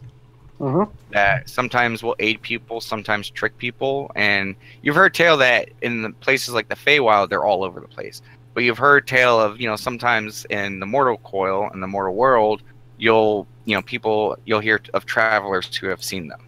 You get the sense that this is what they are, and that's why you think that you automatically make that connection, because you're like, oh, Korn recognizes them, and as you've heard from Korn, he comes from the Feywild. Yeah, I heard of these. Wow, so this is what they look like. And you watch as they all start flying over to your guys' stuff, and they start pulling out your bedrolls. Your bedrolls start lying on the ground and unrolling themselves, and you watch as rocks begin to gather around from the surrounding areas, and they start rolling on the ground as these spirits are pushing them, and they all come to form a circle in the center of this. Your guys' tents are being set up. Berries are being gathered and floating in the air and just dropped off. There's like a big like a whole bunch of leaves are set on the ground as all these berries and various foliage and edible plants are laid on this big, like, almost mat of leaves that were laid on the ground. The campfire lights, and within a few moments, your entire campsite is set up without anyone doing a single thing. Oh, wow, thanks. That's you go ahead. Conrad actually says thanks, but he's actually not looking towards Sin. He's looking at the sprites. Yeah, and that's like, watch the whole thing, and she's like, I still want to learn how to do that. And Sin's looking at you, thanking them. He's like, nope, directed this way. Thank you, Sin. He kind of does it. It's like, that kind of like, it's like that stern, like, thank you, Sin. That's like, thank you, Sin. Yeah, Raylon's like, thank you, little one. And they go over, and they, Raylon and Damarel's tent is kind of off to the side. They got a larger tent for kind of the group. And, he's like, we're actually gonna be just resting for the day and kind of relaxing in our tent. We really don't have anything to do for the rest of this evening. So you guys are free to do what you want. Just stay quiet. Demeril will be casting a ritual around this area to help hide us, but please do not leave the immediate area. Understood, Conrad says. So are we planning to go at night? No, we will be leaving first thing in the morning. Okay, Conrad says. Yes, we're not quite sure what type of lights or anything they have, and since we don't know that the darkness would give us any advantage, it's best to prepare for the early morning so they're not, expecting something so early. Understood. Yes, sir. And he gives you guys a nod, and he says, "We will see you in the morning." As he enters the larger tent, and Daylock, his tent was set up kind of closer to your guys's, and he sits around, and after like 10 minutes, you guys see a arcane energy pulse like ripple out of the tent, the platinum band, and you see almost like a bubble form, and you guys aren't quite sure what it does or anything like that, but you're like, okay, well, this must be the thing that Raylan was talking about. But Damasaries basically goes to his tent, and he's like, oh, I'm just gonna rest till tomorrow, and he takes a few chugs out of a bottle of wine he has, and he just kind of lays down. Cletus is like, yeah, I'm kind of worn out from yesterday. I'm probably just gonna relax and stare at the fire. And Sin walks over to these two trees that the spirits just finished weaving like all this grass and stuff into like a hammock, and he just goes over and like lays on the hammock, and he pulls out one of his books and just starts reading it.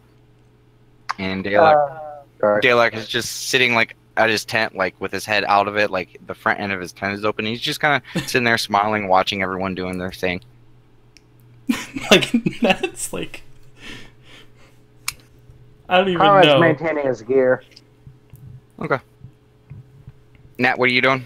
Yeah. Your tent's all set up. You got a big pile of berries and vegetables to eat from. Yeah, she eats when she can, but Conrad kind of has the right idea, maintaining gear while she takes swigs from her flask. She brought that along. Yeah, given the trip and stuff like that, you guys got a few hours until dinner and stuff like that, and everyone picks through the berries and stuff like that. There is a lot of berries. Yeah. And that does wave at Daylock, you know, as he looks silly, constantly poking his head out. Just, No, the front of his tent is open, so he's just kind of sitting there like a schoolgirl with his head in his hands, just kind of smiling, looking at everyone like. exactly. You know, like he's just appreciating, you know, where things are at. You get the sense with the last incident that he has a newfound appreciation for the little things. And he's just enjoying it. You know, every once in a while, like, you'll see Raylon come out and, you know, he'll kind of wave to you guys, like grab a little, you know, like a stack of some of the berries and stuff like that, and spring it over the tent and stuff like that. Nat waves at him with great enthusiasm. Yeah, he waves back. Jolly old man that he is. But the day goes, and eventually night comes, and you guys find yourself growing tired.